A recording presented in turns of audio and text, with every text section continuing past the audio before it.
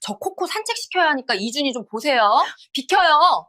나 가게. 그날 아침은 유난히 날이 맑았어요.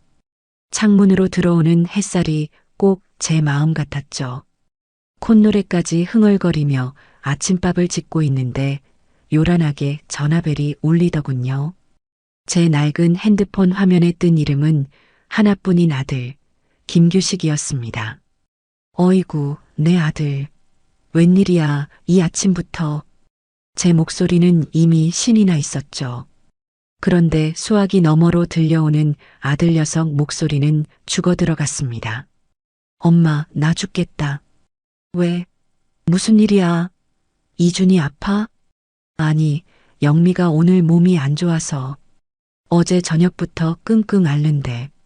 나 이준이 보다가 회사 일도 못하고 있어. 이준이는 계속 울고. 나 정말 미치겠다. 엄마, 미안한데 좀 와줄 수 있어? 이 한마디에 제 가슴이 쿵 내려앉았죠. 며느리가 아프다니, 그럼 밥은 먹었을까요? 갓난쟁이 이준이는 어떡하고, 일해야 하는 아들 녀석은 또 얼마나 애가 탈까요? 알았다. 알았어. 당장 갈게. 규식이 너가 밥은 먹었어? 영미는? 아니, 뭘 먹을 정신이 어딨어. 그냥 빨리 좀 와줘, 엄마. 알았다, 기다려. 전화를 끊자마자 저는 가스불을 껐습니다. 밥이고 뭐고 눈에 들어오지 않았죠. 지갑부터 챙겨 들고 부엌을 둘러봤어요. 빈손으로 갈 수는 없죠. 아픈 며느리, 일도 못하고 애 보는 아들. 뭐라도 든든하게 먹여야 했습니다. 냉장고를 열어보니 마땅한 게 없더군요. 저는 망설일 틈도 없이 지갑을 들고 시장으로 향했어요. 아들 녀석이 환장하는 문어. 그래, 오늘은 큰맘 먹고 문어 숙회를 해줘야겠다 싶었죠. 아픈 며느리도 입맛이 돌지 모르잖아요. 사장님, 문어 제일 실한 놈으로 줘요. 오늘 바로 삶아 먹을 거니까 좋은 놈으로. 수산시장 좌파는 이른 아침인데도 활기가 넘쳤죠.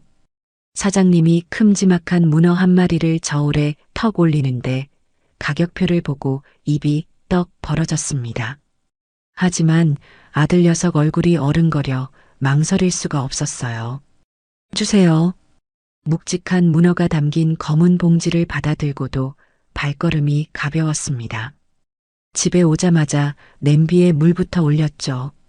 무도 큼직하게 썰어 넣고 비린내 잡는다고 소주도 반 병이나 부었어요.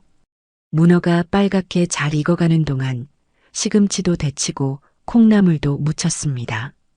이준이 먹일 한우도 조금 다져서 볶았죠. 금세 반찬통이 4-5개가 찼어요. 그걸 보자기에 싸들고 버스 정류장으로 뛰었습니다. 아들 집까지는 3시간.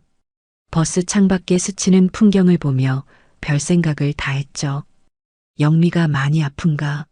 병원은 갔을까? 우리 규식이 일도 바쁜데 얼마나 힘들고. 드디어 아들네 아파트 앞에 내렸습니다. 1층 현관 비밀번호를 누르고 엘리베이터를 탔죠. 15층 버튼을 누르고 문이 닫히는데 거울에 비친 제 모습이 참 초라하더군요.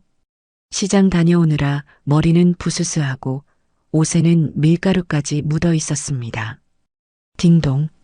초인종을 누르고 잠시 기다렸어요. 철컥하고 문이 열렸습니다.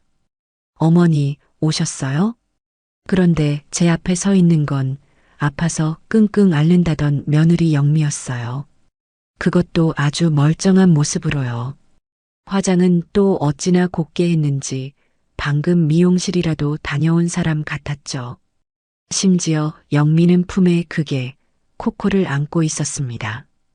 코코는 따뜻해 보이는 니트 스웨터까지 입고 있더군요. 저는 순간 할 말을 잃었어요. 아니 영미 너 아프다며? 영미는 제 얼굴을 빤히 보더니 무슨 소리냐는 듯 고개를 갸웃했어요. 제가요? 저 안 아픈데요. 아, 규식 씨가 그렇게 말했어요? 그럼 규식이는 어딨니? 일도 못하고 있다던데. 규식 씨요? 오늘 거래처랑 약속 있다고 아침 일찍 나갔는데요. 웬일로 일찍 일어났나 했네. 제 심장이 차갑게 식는 기분이었습니다. 아들 녀석이 제게 거짓말을 한 겁니다. 며느리가 아프다는 것도 자기가 이준희를 보고 있다는 것도 전부 새빨간 거짓말이었어요. 저를 그냥 공짜 보모로 부려먹으려고 이 늙은 어미에게 그런 거짓말을 한 거였죠. 영미는 그런 재석도 모르고 현관에 비켜서지도 않은 채 말했어요. 마침 잘 오셨네. 저 코코 산책시켜야 하니까 이준희 좀 보세요. 밥 먹을 시간 다 됐는데 울지도 않네. 뭐? 이준희 자고 있으니까 깨면 분유 좀 타서 먹이세요. 비켜요, 나가게. 영미는 저를 현관에 세워둔 채 벽에 세워져 있던 유모차를 끌고 나갔습니다. 사람이 타는 유모차가 아니었죠. 그게 코코가 타는 유모차였습니다. 며느리는 걔를 유모차에 태우고 저를 스쳐 지나갔어요. 저는 묵직한 반찬 꾸러미를 든 채 텅 빈 현관에 한참을 서 있었습니다. 안으로 들어오라는 말 한마디 듣지 못했죠. 저는 신발을 벗고 안으로 들어갔습니다. 거실은 어찌나 조용하던지요. 이준희는 정말 방에서 곤히 자고 있더군요. 며느리가 나간 현관을 물끄러미 바라봤습니다. 내가 지금 여기서 뭘 하는 건가? 속에서 천불이 났지만 곤히 자는 손주 얼굴을 보니 화를 낼 수도 없었어요. 이준희가 무슨 잘못이 있겠어요. 저는 한숨을 푹 내쉬고 거실 바닥에 반찬 꾸러미를 내려놓았습니다. 일단 손부터 씻으려고 화장실에 갔어요. 그런데 화장실 문을 여는 순간 기가 막힌 물건이 눈에 들어왔죠. 욕조 안에 개 전용으로 보이는 작은 욕조가 떡하니 자리 잡고 있더군요. 선반에는 코코 전용 샴푸, 코코 전용 린스라고 적힌 비싼 병들이 줄지어 서 있었습니다. 허사람 샴푸보다 더 좋은 걸 쓰네. 손을 씻고 나오는데 거실 소파에는 코코가 쓰던 담요와 장난감들이 어지럽게 널려 있었어요. 저는 이준희가 깰까봐 조심조심 거실을 치우기 시작했습니다. 개털이 어찌나 날리는지 연신 코를 훌쩍이며 물티슈로 바닥을 닦았죠. 1시간쯤 지났을까요? 영미가 돌아왔습니다. 코코는 유모차에서 내려 기분이 좋은지 꼬리를 흔들고 영미는 그런 코코를 보며 우리 애기 좋았어? 라며 콧소리를 내더군요. 저를 보고는 가볍게 목례만 하고는 코코를 데리고 화장실로 직행했습니다. 코코 발 닦아야 하니까 어머니 욕실 쓰지 마세요. 저는 대답할 기운도 없었어요. 그저 고개만 끄덕였죠. 부엌으로 가서 싸온 반찬들을 냉장고에 넣으려고 반찬통을 열었습니다. 규식이 먹이려고 정성껏 삶아온 문어, 냄새부터가 고소했죠. 규식이 오면 먹이려고 문어도 삶고 나물도 좀. 제 말이 채 끝나기도 전에 화장실에서 나온 영미가 코를 킁킁거리며 인상을 썼습니다. 어머니 냄새. 냄새? 무슨 냄새? 비린내요. 아, 문어 삶아 오셨어요? 어쩐지. 영미는 질색한다는 표정으로 손을 휘휘 내저었어요. 저 임신했을 때도 아니고 코코가 이런 냄새에 예민해서요. 제 후각이 사람보다 몇천 배는 발달한 거 아시죠? 스트레스 받아요. 영미야, 그게 무슨... 아, 어머니. 잠깐만요. 영미는 제가 막 냉장고에 넣으려던 반찬통들을 모조리 빼앗아 들었습니다. 문어 숙회, 시금치나물, 콩나물 무침. 그리고는 현관문을 활짝 열더군요. 어머니, 이거 일단 밖에 좀 둘게요. 뭐? 밖에? 네. 집안에 냄새 배잖아요. 코코가 밥 안 먹어요, 이러면. 며느리는 제 눈앞에서 제가 새벽부터 정성껏 만든 반찬통들을 전부 집어들어 현관 밖, 차가운 복도 바닥에 척척 내려놓는 겁니다. 밥때 되면 제가 꺼내 올게요. 지금은 냄새 빠지게 현관문 좀 열어놔야겠어요. 영미는 창문이란 창문은 다 열고 공기청정기를 가장 세게 틀었어요. 저는 그저 멍하니 복도 바닥에 버려진 제 반찬통들을 바라볼 수밖에 없었습니다. 개 한 마리 때문에 이 늙은 어미의 정성이 쓰레기 취급을 당한 겁니다. 그렇게 모욕적인 오후가 지나갔습니다. 저는 이준이를 돌보며 틈틈이 복도에 나가 제 반찬통들을 힐끔거렸죠. 혹시나 지나가는 이웃이 발로 차기라도 할까봐 조마조마했습니다. 저녁이 되어 아들 규식이가 드디어 돌아왔어요. 엄마 왔어? 아이고, 이준이. 녀석은 아침에 제게 거짓말을 한 게 미안하지도 않은지 아주 태연한 얼굴로 이준이부터 안아들더군요. 고생했어, 엄마. 역시 엄마밖에 없다. 그때 영미가 규식이 귀에 대고 뭐라고 속삭였어요. 아마 제 반찬 이야기를 한 거겠죠. 규식이가 저를 힐끗 보더니 말하더군요. 엄마, 뭐 맛있는 거 있어? 냄새가. 저는 그 말이 어찌나 반갑던지요. 아, 맞다. 규식아, 엄마가 너 좋아하는 문어. 제가 신이 나서 현관 밖으로 나가려는데 영미가 저를 막아섰습니다. 자기야, 잠깐. 그거. 영미는 저 대신 복도에 나가 가장 큰 문어 숙회통을 들고 들어왔어요. 저는 이제라도 먹이려나 보다 하고 기대했죠. 영미는 부엌 식탁에서 통을 열었습니다. 그리고는 코를 박고 냄새를 맡더니 아주 과장된 몸짓으로 인상을 팍 썼어요. 어머, 무슨 일이야? 규식이가 묻자 영미가 저를 힐끔 쳐다보며 말했습니다. 자기야, 이거 냄새가 좀 이상해. 아무래도 밖에 너무 오래 둬서 그런가? 쉬었나 봐. 뭐? 아니야. 내가 오늘 아침에. 어머니, 괜찮아요. 날도 따뜻했는데 해산물이라 금방 상하죠. 모르고 드시면 큰일 나잖아요. 저는 기가 막혀서 말을 이을 수가 없었어요. 오늘 아침에 삶은 문어가, 그것도 이 서늘한 복도에 둔 문어가 반나절 만에 상한다니요. 말도 안 되는 소리였죠. 아니야, 영미야. 그거 안 상했어. 내가. 제 말은 들리지도 않는 모양이었어요. 영미는 그 비싼 문어가 담긴 통을 들고 코코의 밥그릇이 놓인 곳으로 걸어갔습니다. 코코는 밥그릇 앞에 앉아 꼬리를 살랑살랑 흔들고 있었죠. 코코는 장이 튼튼해서 괜찮을 거야. 특식이네, 코코. 영미야, 너 지금 뭐하는? 차르륵.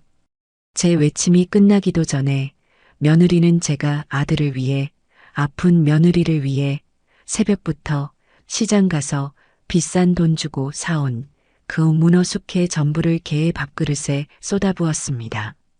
하얗고 쫄깃한 문어 살점이 개 사료 위에 수북이 쌓였습니다. 저는 그 자리에 얼어붙었어요. 숨이 쉬어지지 않았죠. 제 손, 제 정성, 제 돈.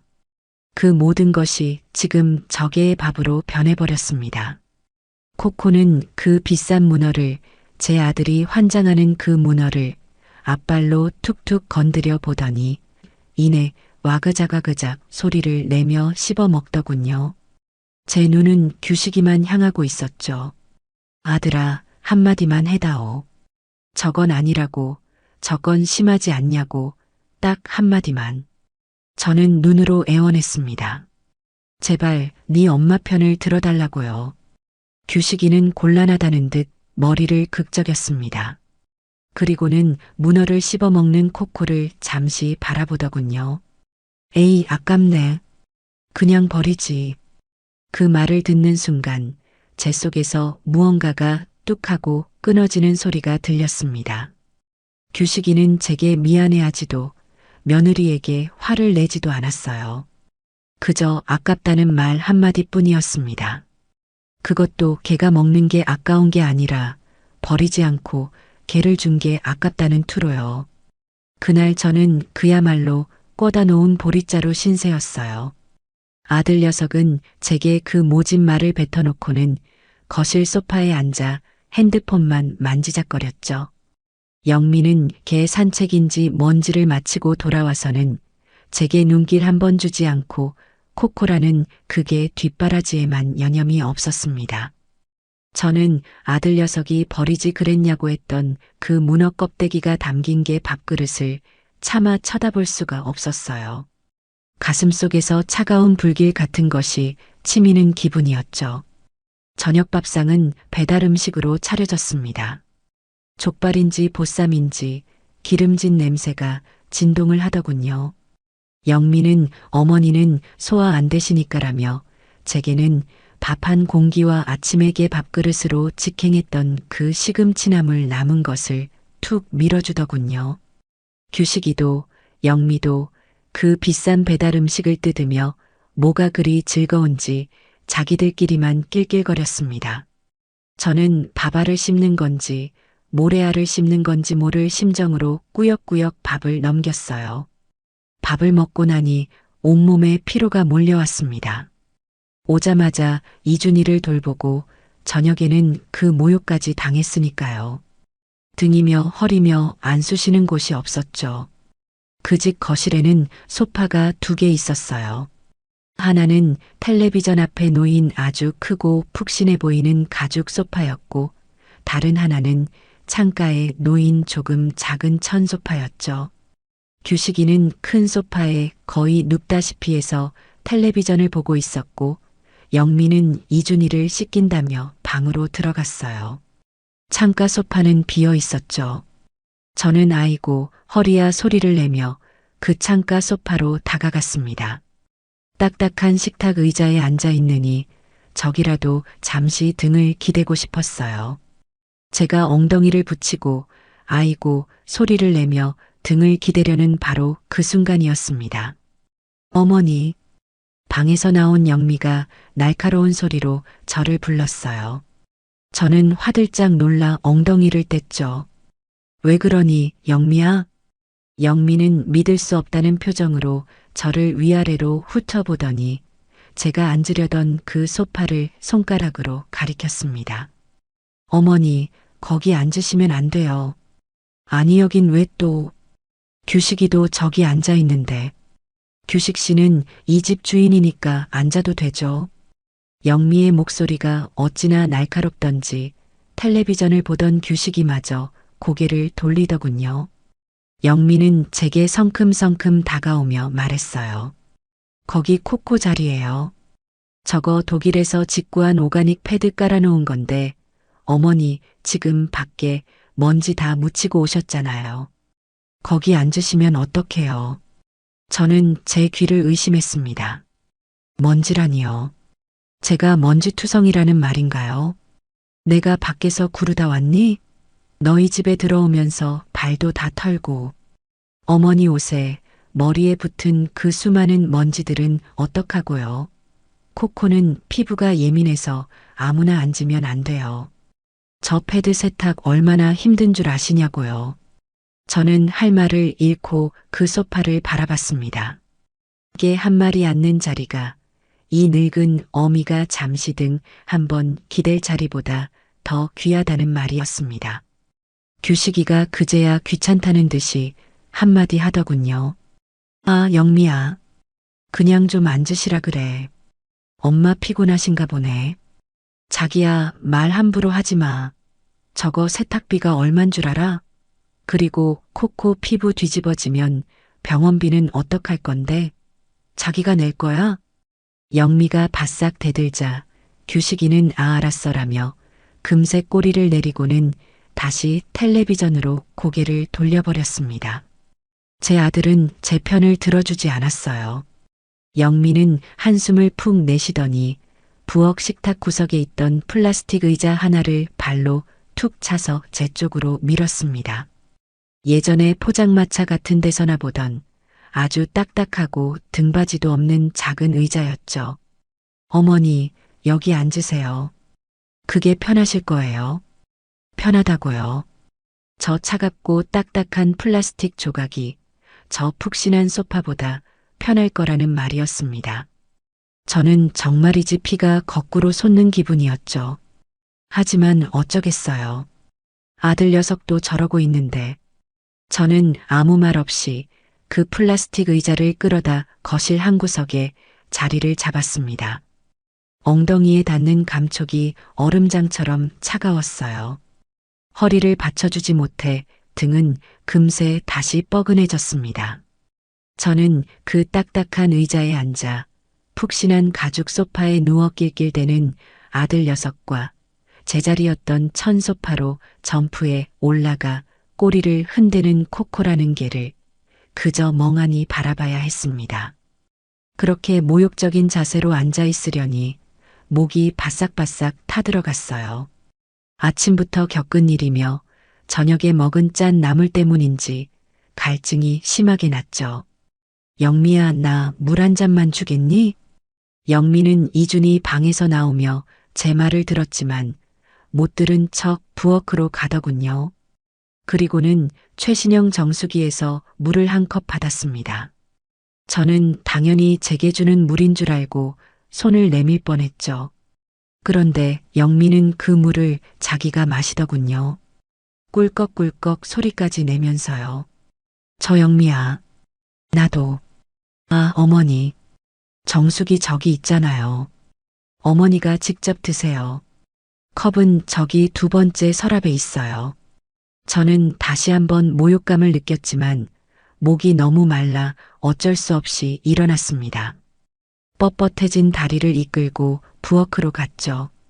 두 번째 서랍을 여니 손님용인지 아니면 저 같은 사람 쓰라고 둔 건지 이가 살짝 나간 낡은 유리컵 하나가 덩그러니 있더군요.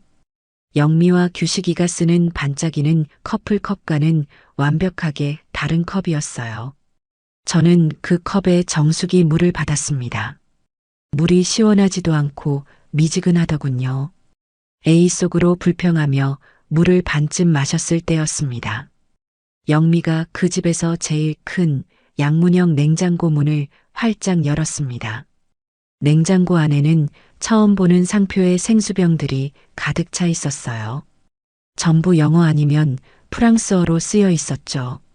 아이고, 우리 코코 목마르겠다. 영미는 그 비싼 수입 생수병 하나를 꺼내 뚜껑을 뻥 땄습니다. 그리고는 부엌 한쪽에 놓인 아주 반짝거리고 높이도 꽤 되는 스테인리스 물그릇에 그 생수를 콸콸 쏟아붓는 겁니다. 그 물그릇은 심지어 전기가 연결되어 있는지 물이 졸졸 흐르며 작은 분수처럼 솟아오르기까지 했어요. 코코는 좋다고 달려와 혀를 날름거리며 그 물을 하차먹더군요. 저는 제가 들고 있던 이 나간 컵과 그 컵에 담긴 미지근한 정수기 물을 내려다봤습니다. 그리고 저개가 마시는 분수처럼 솟아오르는 차가운 수입 생수를 바라봤죠. 화가 나는 것을 넘어 헛웃음이 나왔어요. 영미야, 저개는 저런 물을 마시니? 제 목소리가 저도 모르게 떨려 나왔어요.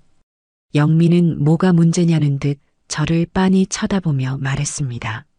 네, 그럼요. 코코는 정수기 물 마시면 배탈 나요. 수의사 선생님이 꼭 미네랄 워터 먹이랬어요. 이것도 프랑스에서 직구한 거예요. 물맛이 다른가 봐요. 얼마나 잘 마시는지. 그럼 나는? 그 말이 저도 모르게 튀어나왔습니다. 그럼 나는?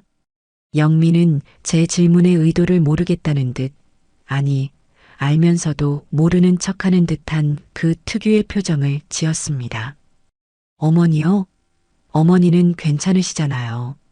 정수기 물 깨끗해요. 저희 엄마는 아직도 보리차 끓여 드시는데 정수기면 감지덕지죠. 감지덕지. 그래요. 저는 감지덕지해야 하는 신세였습니다. 이 집에서는 저 프랑스산 생수를 마시는 개보다도 못한 존재였으니까요. 저는 남은 물을 마저 입에 털어 넣었습니다. 물이 어찌나 쓰던지 꼭 소태를 씹는 기분이었죠. 더 이상은 참을 수가 없었어요. 이대로 있다가는 정말 화병이 날 것 같았죠.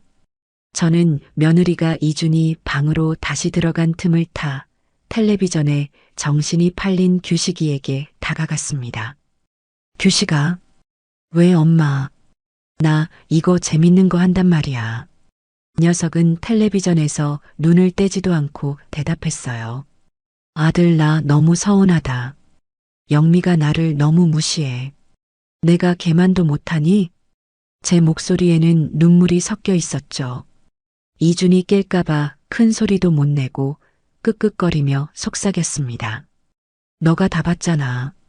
내가 저 소파에도 못 앉고 물도 저개가 마시는 것보다 못한 걸.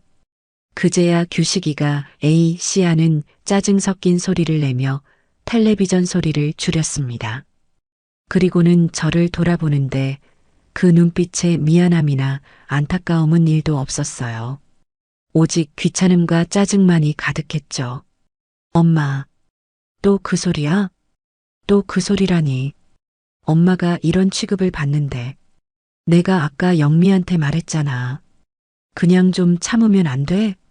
참으라니. 이걸 어떻게 참아? 너가 봤잖아. 내가 걔보다 못한 취급을 받는 걸 너가 봤잖아. 제 목소리가 조금 높아지자 규식이가 쉿 하며 제 입을 막는 신용까지 했습니다. 영미가 들을까봐 겁이 난 거겠죠. 아, 엄마. 좀 조용히 해. 영미가 이준이 보느라 스트레스 받아서 그래. 엄마가 이해 좀 해줘. 원래 애 낳으면 예민해지는 거야. 예민한 거랑 시어미를 걔만도 못하게 보는 거랑 같니? 너는 네 엄마가 저개가 마시는 물보다 못한 물을 마시는데 그게 아무렇지도 않아? 저는 울면서 따졌습니다. 그러자 규식이 녀석이 정말이지 제 평생 잊을 수 없는 말을 하더군요. 하 엄마 진짜. 녀석은 깊은 한숨을 쉬더니 제게 이렇게 말했습니다. 그리고 코코? 제가 그냥 개인 줄 알아? 뭐? 코코 우리 집에 오고 나서 내일 풀린 거 몰라? 제가 우리 집 복덩이야. 영미가 쟤한테 쏟아붓는 게 다 이유가 있다고. 장모님도 제 덕분에 사업 잘 풀렸대. 쟤 아니었으면 너가 지금 앉아있는 이 아파트 대출금도 못 갚을 뻔했어.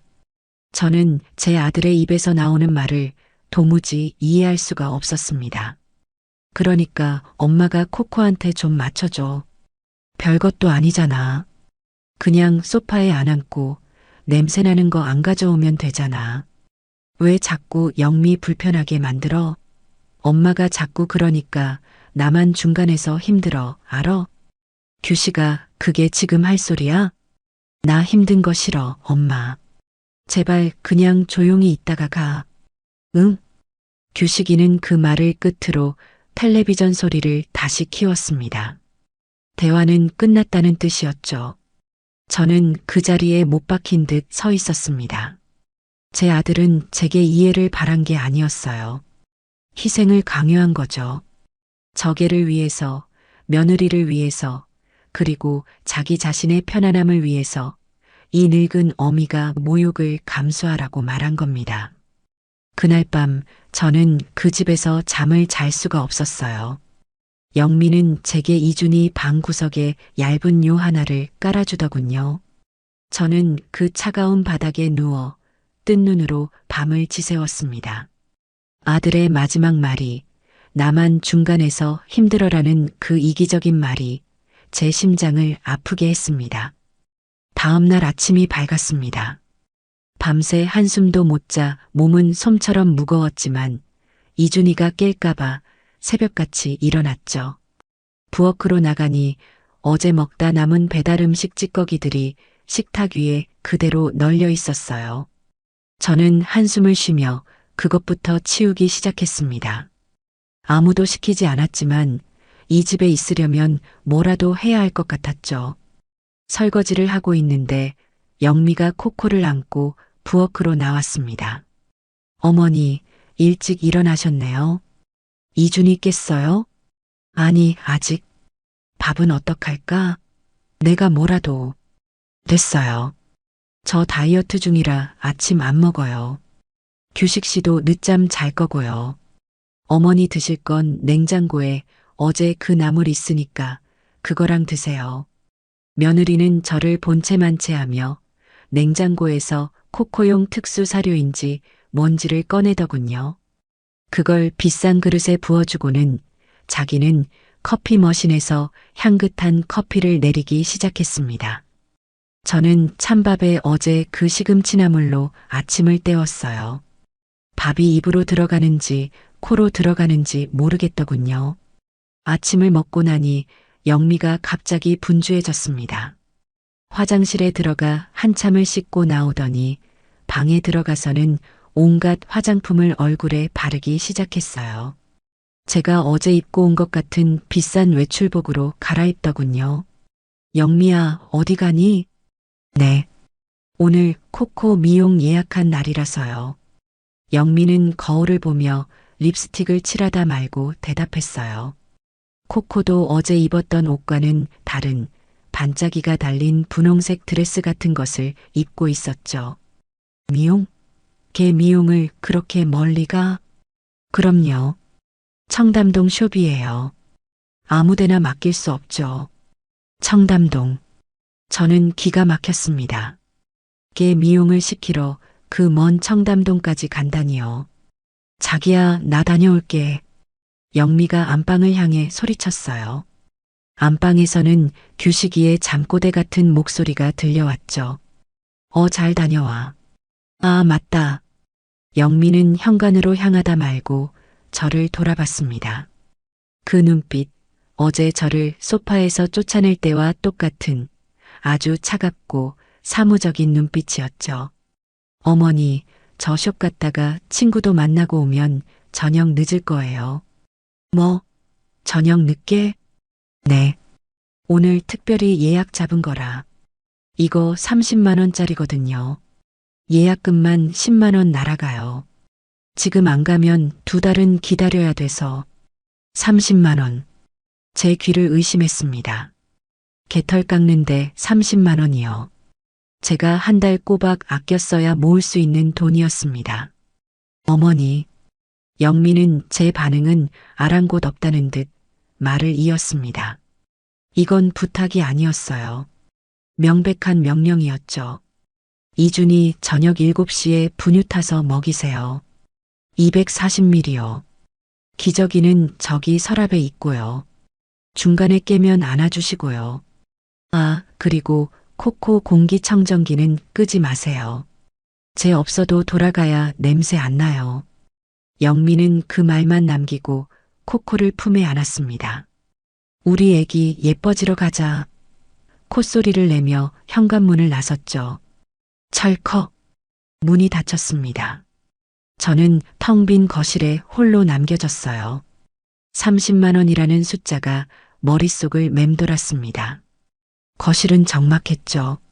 안방에서는 규식이의 코 고는 소리만 간간히 들려왔습니다.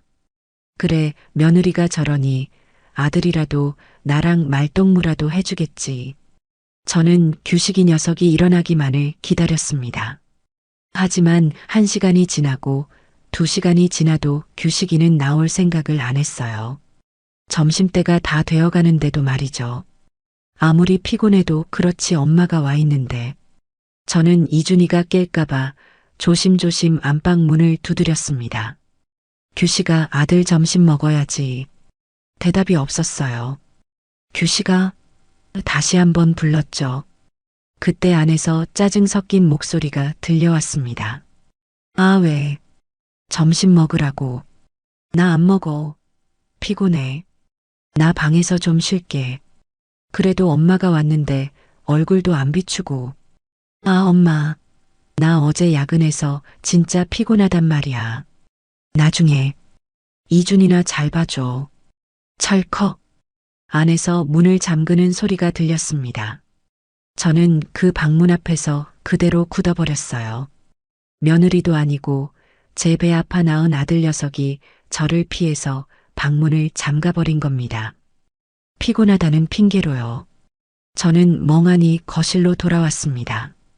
어제 앉았던 그 차가운 플라스틱 의자에 다시 주저앉았죠. 거실에는 윙하는 코코의 공기청정기 소리만 가득했습니다.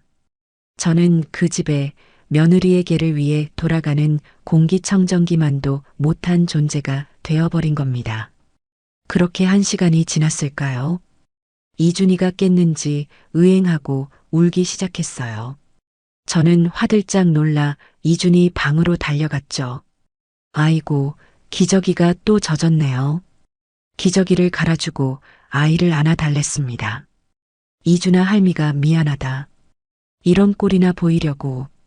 그런데 그 순간 조용하던 규식이의 방에서 요란한 소리가 들려오기 시작했습니다. 아, 거기, 잡아, 쏘라고, 멍청아, 타타탕, 쾅, 쾅. 저는 제 귀를 의심했어요. 저건 잠자는 소리가 아니었죠. 피곤해서 쉰다던 아들 녀석은 방에 틀어박혀 게임이라는 것을 하고 있었던 겁니다. 어쩐지 아까부터 기계 소리 같은 게 희미하게 들린다 했어요. 헤드폰인지 뭔지를 끼고 하니까 밖의 소리는 듣지도 못하고 제 고함 소리만 울려 퍼지는 거였죠. 그 요란한 소리에 이제 막 잠이 들려던 이준이가 다시 자지러지게 울기 시작했습니다. 으앙, 아이고 이준아 괜찮아. 할미 여기 있어. 괜찮아. 저는 이준이를 안고 거실을 미친 듯이 서성였습니다. 하지만 규식이 방에서 터져나오는 죽어 하는 고함 소리와 쾅 하는 폭발음은 그칠 줄을 몰랐죠. 이준이는 공포에 질린 듯 제품에서 바들바들 떨며 울었습니다. 규식아, 아들, 소리 좀 줄여. 애가 놀랐잖아. 저는 규식이 방문을 두드리며 소리쳤습니다. 하지만 아무 대답도 없었어요. 헤드폰 때문에 제 목소리가 들리지 않는 모양입니다. 김규식, 문 좀 열어봐. 애가 놀래잖아. 저는 거의 울부짖으며 방문을 쾅쾅 두드렸습니다. 그제야 벌컥하고 문이 열렸어요. 규식이가 헤드폰을 목에 건 채 시뻘겋게 상기된 얼굴로 저를 노려보더군요. 아, 왜? 나 지금 중요한 거 한단 말이야. 애가 너가 지르는 소리에 놀라서 울잖아. 소리 좀 줄여. 제품에서 이준이는 숨도 제대로 못 쉬고 울고 있었어요. 하지만 규식이는 이준이를 쳐다보지도 않았습니다. 아, 시끄럽네. 애 원래 우는 거잖아. 뭘 그렇게 유난을 떨어. 그리고 나 지금 중요한 시합 중이니까 방해하지 마. 뭐? 유난을 떨어? 엄마가 애 하나 제대로 못 달래서 나 게임도 못하게 해? 나 이거 지면 큰일 난다고. 쾅! 규식이는 제 면전에 대고 문을 닫아버렸습니다. 저는 그 닫힌 문 앞에서 자지러지게 우는 손주를 안고 그저 망연자실 서 있을 수밖에 없었어요. 제 아들은 갓난쟁이 제 아들이 경기를 일으키며 우는 것보다 그깟 게임에서 지는 게 더 큰일인 녀석이었습니다. 저는 결국 울음을 터뜨렸습니다. 이준이를 안고 거실 바닥에 주저앉아 엉엉 울었죠. 이준아 미안하다 할미가 미안해. 제 울음소리와 이준이의 울음소리 그리고 방문 너머 아들의 죽어 하는 고함 소리가 그 넓은 아파트에 뒤엉켰습니다. 지옥이 있다면 바로 여기일 거라는 생각이 들었어요. 저는 그날 며느리가 돌아올 때까지 거의 4시간 동안이나 우는 이준이를 안고 거실을 맴돌아야 했습니다. 팔은 떨어져 나갈 것 같았고 허리는 끊어질 것 같았죠. 하지만 제 아들은 며느리가 현관 비밀번호를 누르고 들어올 때까지 단 한 번도 방문을 열지 않았습니다. 며느리 영미는 밤늦게서야 돌아왔습니다. 30만 원짜리 미용을 한 코코는 털에서 좋은 향기가 나는 것 같았고 며느리는 친구들을 만나 술이라도 한잔했는지 얼굴이 발그레하더군요.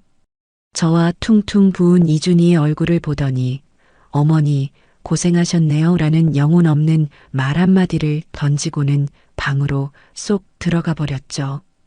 규식이 녀석은 그제야 방에서 나와 피곤하다. 게임했더니 힘든 애라며 거실 소파에 드러눕더군요. 저는 그날 밤도 뜬 눈으로 지새웠습니다. 다음 날 저는 도저히 그 집에 더 있을 수가 없었어요. 아침 일찍 짐을 챙겨 집으로 돌아가겠다고 했죠. 영미는 어머니 가시게요? 그럼 이준이는 누가 보죠? 라며 노골적으로 불쾌한 티를 냈고 규식이는 엄마 며칠 더 있다 가지라며 입에 발린 소리를 하더군요. 저는 집에 급한 일이 있다고 둘러대고 도망치듯 그 집을 나왔습니다. 하지만 제 물건 하나를 빠뜨리고 왔더군요. 제가 늘 먹던 혈압약이었습니다. 아이고, 이 왼수 같은 정신. 다음 날 저는 어쩔 수 없이 다시 아들 집으로 향해야 했습니다. 버스를 타고 가는 내내 어제 겪었던 일들이 떠올라 가슴이 답답했죠. 그날은 영미가 코코를 데리고 애견 카페라는 곳에 간 날이었습니다. 규식이는 재택근무를 한다며 또 방에 틀어박혀 있었죠. 엄마, 약만 가지고 얼른 가. 나 일해야 돼. 이게 저를 본 아들의 첫마디였습니다. 저는 알았다고 대답하고 제 약봉지를 찾았어요. 그리고 이준이가 자는 방을 살짝 들여다봤죠. 아이고, 우리 강아지. 잘 자네. 손주 얼굴을 보는데 어제 그렇게 울던 모습이 떠올라 가슴이 아팠습니다. 이준이를 안고 토닥여주는데 바로 그때였습니다. 어제 저녁에 느꼈던 그 끔찍한 통증이 다시 제 가슴을 쿵 하고 내리쳤습니다. 흡, 어제보다 훨씬 더 강한 충격이었어요. 숨이 턱 막히고 식은땀이 비 오듯 흘렀습니다. 안 되겠다. 이건 그냥 넘길 일이 아니었어요. 저는 이준이를 겨우 침대에 다시 뉘고 벽을 짚으며 거실로 나왔습니다. 그리고 규식이의 방문을 두드렸죠. 규식아, 나 가슴이 너무 아파. 제 목소리는 저도 모르게 기어들어가고 있었어요. 안에서는 키보드 두드리는 소리만 타닥타닥 들릴 뿐 아무 대답이 없었죠. 규식아, 제발 문 좀 열어봐. 나 정말 이상해. 그제야 벌컥하고 문이 열렸습니다. 규식이는 헤드폰을 끼고 있었고 제 얼굴을 보더니 어제와 똑같은 그 짜증이 가득한 표정을 지었어요. 또 왜? 나 일한다니까. 아들, 나 가슴이. 엄마, 어제도 그러더니 또 왜 그래? 애 하나 보는데 그렇게 힘들어? 엄살은. 엄살. 저는 그 말을 듣는 순간 눈앞이 하얘졌습니다. 아니야, 이번엔 정말 아파. 됐어. 나 바빠. 엄살 부릴 거면 집에 가서 부려. 규식이는 그렇게 말하고 문을 닫으려 했습니다. 저는 그 차가운 문이 닫히는 것을 보며 정말 이대로 죽을지도 모른다는 공포에 휩싸였어요. 물이라도 마셔야. 저는 비틀거리는 걸음으로 부엌으로 향했습니다. 어제 제가 이가 나간 컵으로 물을 마셨던 그 정수기 앞으로 갔죠. 컵을 잡으려는데 손이 제 말을 듣지 않았습니다. 수전증 환자처럼 파르르 떨리기 시작했죠. 안 돼. 컵을 잡으려던 제 손이 옆에 있던 젖병 소독기를 툭 하고 건드리고 말았습니다. 어제 제가 이곳에 서 있었을 때와 똑같은 상황이었죠. 와장창. 요란한 소리가 거실을 울렸습니다. 영미가 애지중지하던 그 비싼 독일제 유리 젖병이 어제와 똑같이 대리석 바닥에 떨어져 산산조각이 나버렸습니다. 그리고 어제와 똑같이 규식이의 방문이 벌컥하고 열렸죠. 이번에 녀석은 방에서 뛰어나오다시피 했습니다. 녀석의 눈은 제가 아니라 바닥에 흩어진 유리 조각에 정확히 꽂혔습니다. 녀석의 얼굴이 시뻘겋게 달아올랐어요. 진짜. 엄마, 지금 뭐 하는 거야? 녀석은 저를 향해 버럭 소리를 질렀습니다. 이게 얼만 줄 알아? 어제도 깨뜨릴 뻔하더니 기어코 깨뜨려. 하나에 5만 원짜리라고. 영미가 알면 난리 날 텐데. 규식이는 제 앞에서 발을 동동 구르며 안절부절 못했습니다. 아픈 어미는 안중에도 없었죠. 오직 깨진 젖병 그리고 며느리에게 들킬 걱정뿐이었습니다. 저는 식탁을 붙잡고 겨우 서 있었어요. 가슴 통증은 극에 달해 이제는 칼로 심장을 찌르는 듯 했습니다. 규식아 미안하다. 엄마가 정말 아파서, 손이 떨려서. 저는 가슴을 부여잡고 거의 울먹이며 아들에게 매달렸어요. 제발 이 엄마의 고통을 알아달라고 애원했습니다. 엄마, 제발 나 좀 살려줘. 나 가슴이 정말. 저는 아들의 바짓가랑이라도 붙잡고 싶은 심정이었습니다. 하지만 제 절박한 호소를 듣는 규식이의 표정은 믿을 수 없을 만큼 차가워졌습니다. 녀석은 저를 위아래로 훑어보더니 기가 막힌다는 듯이 코웃음을 쳤어요. 가슴?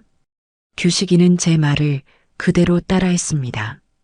가슴이 아픈 사람이 젖병은 어떻겠겠어?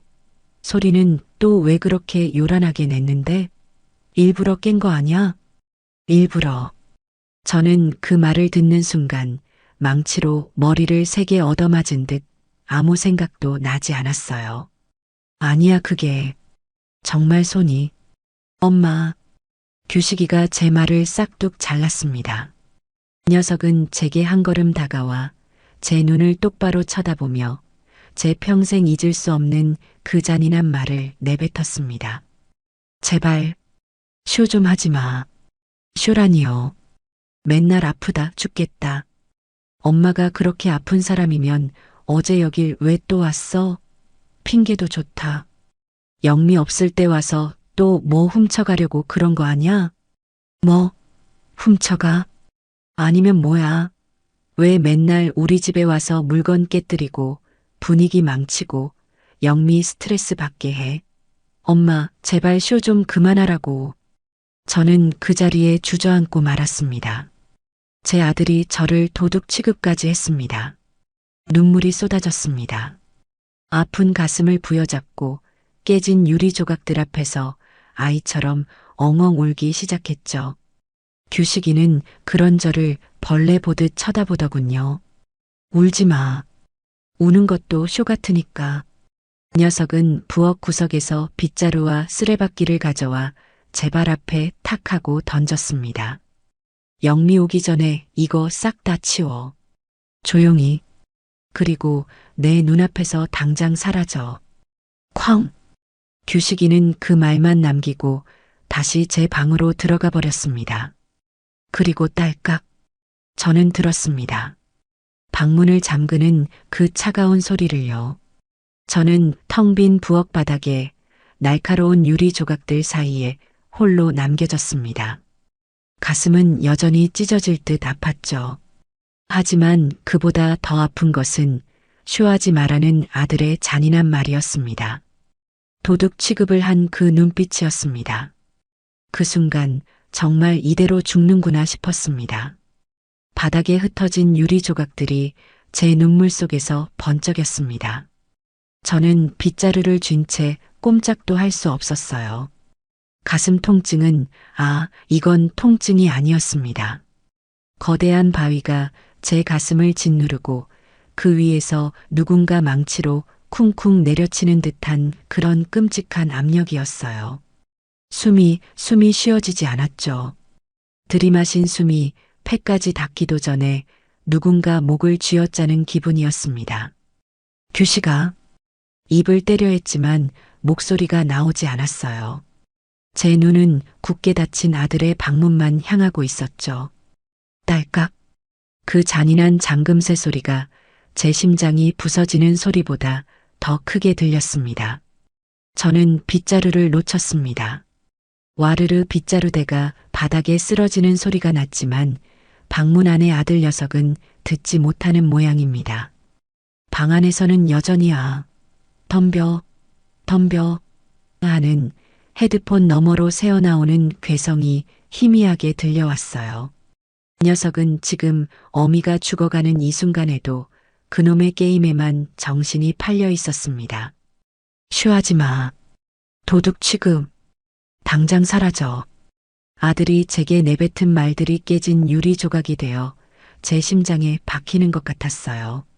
아니, 심장의 통증이 너무 극심해서 그런 모욕감조차 사치스럽게 느껴질 정도였죠. 저는 차가운 대리석 바닥에 무릎을 꿇었습니다. 그리고 이내 옆으로 쓰러지고 말았죠. 뺨에 차가운 바닥에 감촉이 와 닿았습니다. 깨진 젖병 조각 하나가 제 뺨 바로 옆에서 위태롭게 빛나고 있었어요. 저기에 찔리면 어쩌나 하는 그런 한가한 생각마저 스쳐 지나갔습니다. 으엥. 그때였습니다. 이준이가 갓난쟁이 손주 녀석이 제가 쓰러지는 소리에 놀랐는지 아니면 이 지옥 같은 분위기를 느꼈는지 다시 울기 시작했습니다. 아이고, 저 녀석. 저 녀석은 어떡하나요? 이준아. 저는 아픈 몸을 이끌고 기어서라도 이준이 방으로 가야 했습니다. 할미가 여기 있다고 말해줘야 했죠. 저는 바닥을 짚고 몸을 일으키려 했어요. 하지만 팔에 힘이 들어가지 않았습니다. 마치 온몸의 기운이 발바닥 아래로 전부 빠져나간 것 같았어요. 가슴 통증은 이제 왼쪽 어깨를 타고 팔뚝까지 내려오는 기분이었습니다. 팔이 제 팔이 아닌 것처럼 무겁고 저려왔죠. 규식아, 아들아. 저는 마지막 남은 힘을 쥐어짰습니다. 목구멍에서 피맛이 나는 것 같았어요. 규식아, 문 좀 열어봐. 나 정말 죽을 것 같아. 이준이가 울잖아. 제 절규가 거실을 울렸습니다. 그때였어요. 방문 안에서 시끄럽게 들리던 게임 소리가 잠시 멈췄습니다. 들었구나. 드디어 들었어. 저는 희미한 희망을 품었죠. 문이 열릴 거라고, 아들 녀석이 놀라서 뛰쳐나올 거라고 생각했습니다. 아, 진짜 시끄럽네. 방 안에서 들려온 것은 문이 열리는 소리가 아니라 더 큰 짜증이 섞인 고함이었습니다. 그리고 쾅. 저 녀석이 헤드폰을 쓴 채로 벽을 치는 듯한 소리가 들렸어요. 조용히 좀 해. 방해된다고. 그리고 다시 게임 소리가 시작되었습니다. 아까보다 더 크게. 녀석은 제 절규를 듣고도 문을 열기는커녕 제 목소리를 듣기 싫다며 게임 소리를 더 키워버린 겁니다. 저는 그 순간 모든 것을 포기했습니다. 아, 나는 여기서 이렇게 죽는구나. 제 아들은 저 방문 안에 없었습니다. 제 배 아파 낳은 제 평생을 바쳐 키운 아들은 이제 저 세상에 없었어요. 저 방문 안에는 며느리의 남편과 코코의 보호자 그리고 김규식이라는 낯선 괴물만 있을 뿐이었죠. 눈물이 뺨을 타고 흘러 차가운 바닥을 적셨습니다. 서러움도 분노도 아니었어요. 그저 허무했습니다. 내 인생이, 내 자식 농사가 이렇게 끝나는구나. 안 돼. 이대로 죽을 순 없어. 그때 제 눈에 거실 구석에 놓인 제 손가방이 들어왔습니다. 전화기. 119. 으엥. 이준이의 울음소리는 점점 더 커지고 있었어요. 저 아이를 저 괴물에게 맡기고 갈 수는 없었습니다. 저는 바닥을 기기 시작했습니다. 가슴은 터질 것 같았고 숨은 턱까지 차올랐지만 이를 악물었죠. 깨진 유리 조각이 무릎에 박히는 것 같았지만 아픈 줄도 몰랐어요. 한 뼘, 또 한 뼘. 짐승처럼 바닥을 기었습니다. 1미터도 안 되는 거리가 천리 길처럼 멀게만 느껴졌죠. 드디어 손가방에 손이 닿았습니다. 가방을 열고 덜덜 떨리는 손으로 전화기를 꺼냈어요. 화면이 눈앞이 흐려서 화면이 제대로 보이지 않았습니다. 119. 손가락이 제 말을 듣지 않았어요. 1을 누른다는 게 1을 누르고 9를 누른다는 게 6을 눌렀죠. 아니야. 아니야. 저는 울면서 다시 번호를 눌렀습니다. 여보세요. 119죠. 제 목소리가 아니었어요. 갈라지고 힘없는 죽어가는 노인의 목소리였습니다. 네, 119입니다. 무슨 일이십니까? 살려주세요. 나 쓰러졌어요. 심장이. 진정하시고 주소가 어떻게 되십니까? 환자분. 주소. 머리가 하얘졌습니다. 아들 집 주소가 생각이 나지 않았어요. 아, 아들 집. 현대 아파트 15층. 현대 아파트 15층이요. 정확한 동 호수를 말씀해 주셔야 합니다. 1502호. 1502호요. 알겠습니다. 지금 바로 출동합니다. 환자분, 문은 열려 있습니까? 보호자분 계십니까? 보호자. 저는 굳게 닫힌 규식이의 방문을 바라봤습니다. 보호자 없어요. 아무도 없어요. 문 잠겨 있습니까? 저희가 강제로 개방해야 할 수도 있습니다. 아, 아니요. 현관문 비밀번호. 비밀번호 말씀하실 수 있겠어요? 잠시만요. 저는 숨을 몰아쉬었습니다. 그 짧은 숫자가 왜 이리 생각이 나지 않는 걸까요? 122 별표샵. 맞아요. 알겠습니다. 환자분, 정신 잃으시면 안 됩니다. 저희 도착할 때까지 계속 통화 연결해 주세요. 환자분. 네. 저는 전화기를 손에 쥔 채 다시 바닥으로 쓰러졌습니다. 이제 살 수 있나? 그때였습니다. 삑삑삑삑 띠리릭. 현관문에서 비밀번호 누르는 소리가 들렸어요.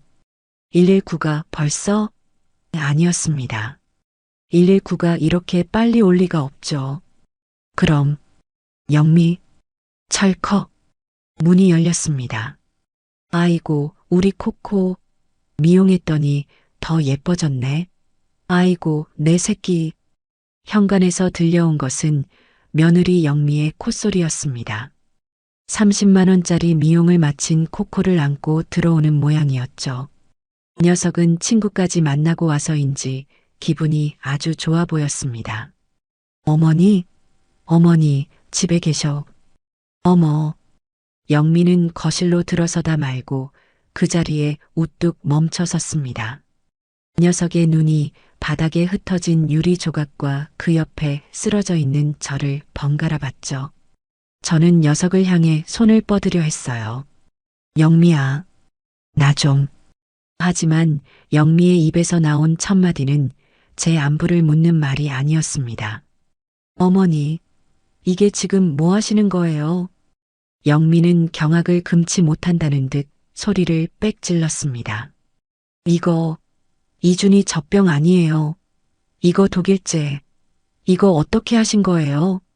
녀석은 쓰러져 신음하는 시어머니보다 깨진 젖병 조각이 먼저 보였던 겁니다. 아니, 그게, 아이고, 진짜, 이걸 어쩌면 좋아. 이거 한정판이라 이제 구하지도 못한단 말이에요. 어머니, 일부러 그러셨죠? 그렇죠. 영미는 코코를 소파에 내려놓고 제게 다가와 삿대질을 해댔습니다. 으엥. 이준이의 울음소리는 그치지 않고 있었죠. 이준이는 어떡하고. 애가 저렇게 우는데. 지금 애 우는 게 문제예요. 어머니가 사고 친 게 문제지. 아이고, 속 터져. 규식 씨. 영미가 안방을 향해 소리쳤습니다. 규식 씨, 나와봐. 어머니가 또 사고 쳤어. 그때였습니다. 우당탕탕. 현관문이 거칠게 열리는 소리와 함께 붉은 옷을 입은 119 구급대원 서너 명이 장비를 들고 거실로 뛰어들어왔습니다. 환자분, 괜찮으십니까? 영미는 갑자기 들이닥친 낯선 사내들의 그리고 그들의 신발에 비명을 질렀습니다. 야, 뭐예요? 누구세요? 남의 집에 신발 신고 어딜 들어와요. 구급대원들은 영미의 고함 따위는 아랑곳하지 않고 제게 달려왔죠. 환자분, 의식 잃으시면 안 됩니다. 혈압제. 대원 하나가 제 팔에 혈압계를 감고 다른 대원은 제 상태를 살폈습니다. 그제야 영미도 사태의 심각성을 깨달은 게 아니라 이 상황이 짜증난다는 것을 깨달은 모양입니다. 왈, 왈, 왈. 낯선 사람들이 시끄럽게 떠들자 소파에 있던 코코가 미친 듯이 지저대기 시작했습니다. 코코야, 조용해. 아이고, 놀랐어. 우리 애기. 영미는 쓰러진 저와 구급대원들을 번갈아 보더니 이내 구급대원들을 향해 악을 쓰기 시작했습니다. 아저씨들. 네. 보호자분, 환자분 상태가. 지금 뭐 하시는 거예요? 신발 벗고 들어오시라고요. 우리 집 바닥 비싼 대리석이란 말이에요. 구급대원은 정말 기가 막힌다는 표정을 지었습니다.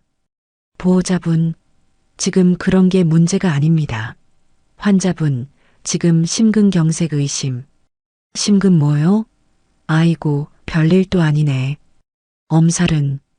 근데 영미는 제 말을 싹둑 자르고 구급대원들의 무전기 소리와 시끄러운 목소리를 향해 다시 한번 소리를 질렀습니다. 소리 좀 낮춰요. 우리 코코 놀라잖아요. 귀 예민한 애라고요. 아까 30만 원 주고 미용하고 왔는데 스트레스 받으면 어떡할 거예요? 왈, 왈. 코코는 영미의 고함에 더 흥분해서 지저댔습니다. 저는 그 순간을 똑똑히 봤습니다.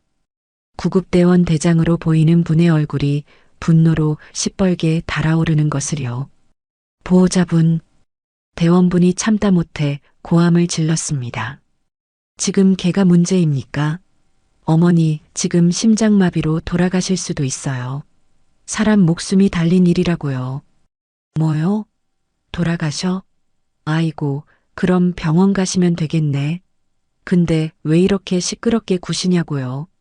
코코, 코코, 이리 와. 괜찮아. 저 아저씨들 나쁜 사람들이네. 영미는 제 쪽은 쳐다보지도 않고 벌벌 떨며 지저대는 코코를 안아들고 달래기에 바빴습니다. 덜컥? 그때였습니다. 그 모든 소란에 드디어 규식이의 방문이 열렸습니다. 녀석은 목에 헤드폰을 건 채 헝클어진 머리로 뭐야. 왜 이렇게 시끄러워하며 걸어 나왔죠. 녀석의 눈은 거실을 가득 메운 구급대원들과 영미에게 안겨 지저대는 코코, 그리고 바닥에 쓰러져 산소 마스크를 쓰고 있는 저를 천천히 훑어봤습니다. 그리고 녀석이 내뱉은 첫 마디는 제 평생 잊을 수 없는 말이었습니다. 아, 뭐야. 진짜 119 불렀네. 녀석은 제가 쇼를 하는 게 아니라 정말 119를 불렀다는 사실에 짜증이 난다는 표정이었습니다. 구급대원 대장님이 규식이 녀석을 쳐다봤습니다. 녀석의 목에 걸린 헤드폰과 쇼하지 마라는 제 마지막 기억이 스쳐 지나간 모양입니다. 보호자분, 당신이 아들입니까? 네. 아, 네. 그런데요. 어머니가 저렇게 쓰러져 계신데 방에서 문을 잠그고 계셨습니까? 대장님의 목소리는 분노로 떨리고 있었어요. 네. 아, 아니. 그게 전 일하느라. 규식이가 당황해서 횡설수설하는데 영미가 그 말을 가로채며 끼어들었습니다. 뭐요? 지금 우리 규식 씨가 뭐 어쨌다고요? 우리 남편이 일하느라 바쁜 게 죄예요? 저 노인네가 젖병 깨고 쇼하니까 그런 거잖아요. 쇼. 며느리의 입에서도 쇼라는 말이 나왔습니다. 구급대원들은 더 이상 이 미친 인간들과 대화할 가치가 없다고 판단한 모양입니다. 들것 가져와. 빨리. 병원 이송합니다. 대원들이 저를 들것에 조심스럽게 옮겨 실었습니다. 제 몸이 공중으로 떠오르자 천장의 현란한 조명이 눈에 들어왔죠. 저는 들것에 실려 현관을 빠져나가면서도 이준이 방을 쳐다봤습니다. 아이는 여전히 울고 있었어요. 그리고 저는 똑똑히 들었습니다. 영미가 규식이의 팔을 붙잡고 속삭이는 그 마지막 말을요. 어떻게 자기야. 이제 우리 집 동네에 소문나겠네. 119오고 구급차 서고. 아이고 쪽팔려서 살 수가 있나. 규식이 녀석은 아무 대답도 하지 못했죠. 괜히 저 노인네 오라고 해가지고 일만 커졌잖아.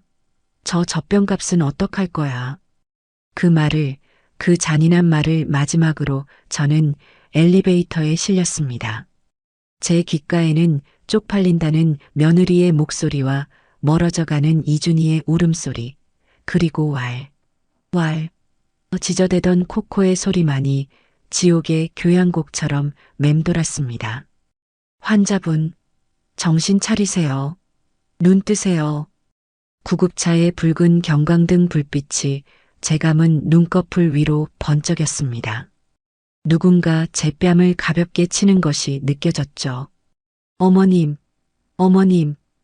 젊은 구급대원의 절박한 목소리였습니다. 혈압 떨어집니다. 80에 50. 산소 농도 확보해. 병원에 빨리. 저는 그 와중에도 아들 녀석이 궁금했어요. 규식이는 따라왔나? 흐릿한 시야를 겨우 돌려 옆을 봤습니다. 규식이 녀석이 저와 함께 구급차에 타고 있더군요. 구급대원이 보호자 한 명은 타야 한다고 해서 억지로 탄 모양입니다.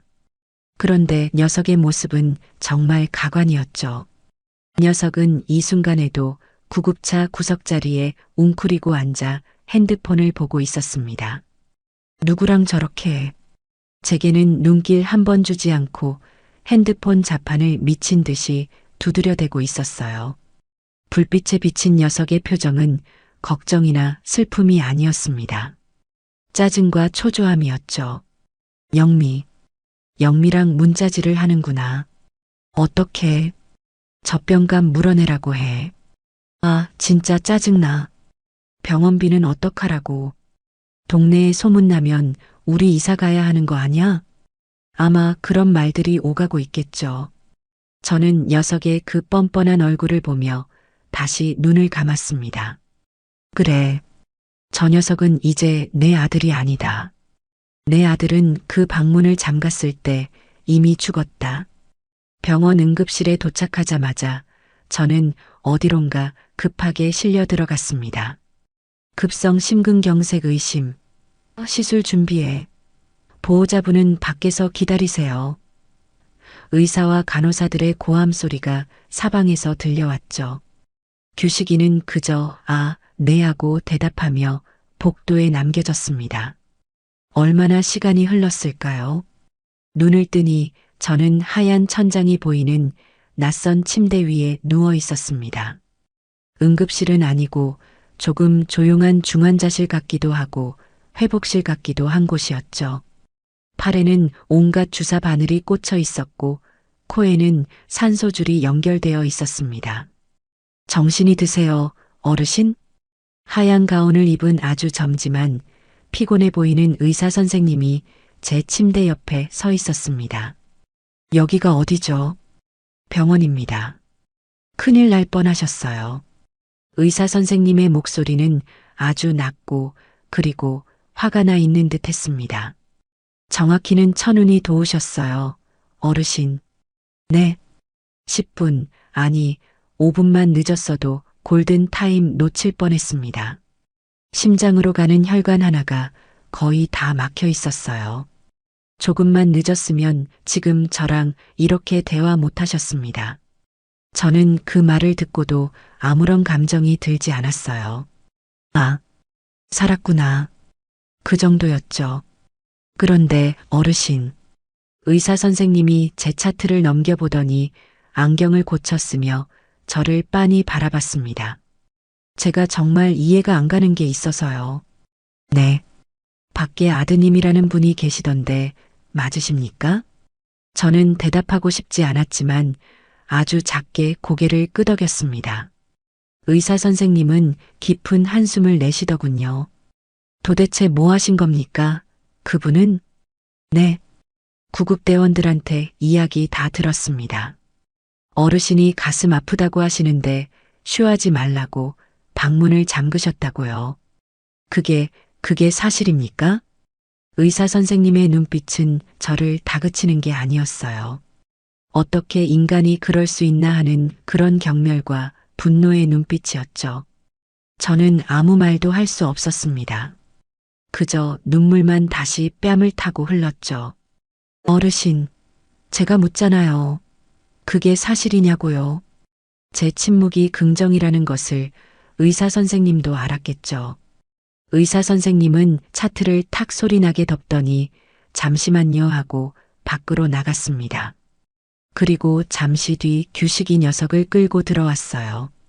규식이는 여전히 그 헤드폰을 목에 걸고 있었습니다. 이 지옥 같은 상황에서도 녀석은 그걸 빼놓지 않았더군요. 보호자분, 의사 선생님이 규식이를 제 침대 앞에 세워놓고 말했습니다. 어머니 앞에서 똑바로 말씀하세요. 왜 어머니가 아프다고 하시는데 쉬한다고 하시고 방문을 잠그셨습니까? 규식이는 의사 선생님의 눈을 피했습니다. 제 쪽은 쳐다보지도 않았죠. 녀석은, 제 아들은 바닥만 내려다보며 발가락을 꼼지락거리고 있었습니다. 아, 그게. 말씀하세요. 엄마가 맨날 아프다고 하셔서 그냥 엄살인 줄 알았죠. 엄살. 그 지긋지긋한 단어가 이 병원 응급실에서 의사 선생님 앞에서 다시 한번 튀어나왔습니다. 의사 선생님의 얼굴이 일그러졌습니다. 엄살이요? 의사 선생님은 제 팔에 꽂힌 링거줄을 손가락으로 가리켰습니다. 지금 어머님이 엄살로 보이십니까? 보호자분이 단 한 번만 귀 기울여 주셨더라면 어머니가 젖병 깨뜨리고 쓰러지시는 게 아니라 그 전에 병원에 오셨을 수 있었어요. 당신이. 의사 선생님의 고함 소리에 규식이 녀석의 어깨가 움찔했습니다. 사람 목숨 가지고 쇼니 엄살이니. 당신 의사로서가 아니라 인간으로서 묻는 겁니다. 제정신입니까? 규식이는 아무 말도 하지 못했습니다. 그저 고개를 푹 숙이고 있었죠. 그때였습니다. 형님. 익숙한 목소리가 들리며 병실 문이 거칠게 열렸어요. 이웃집 순이 엄마였습니다. 아이고, 형님. 이게 무슨 일이래요? 이게. 순이 엄마는 제 손을 붙잡고 엉엉 울기 시작했습니다. 아이고, 형님. 어쩌다가. 순이 엄마. 어쩐 일이야. 어쩐 일이긴요. 규식이한테 전화가 와서는.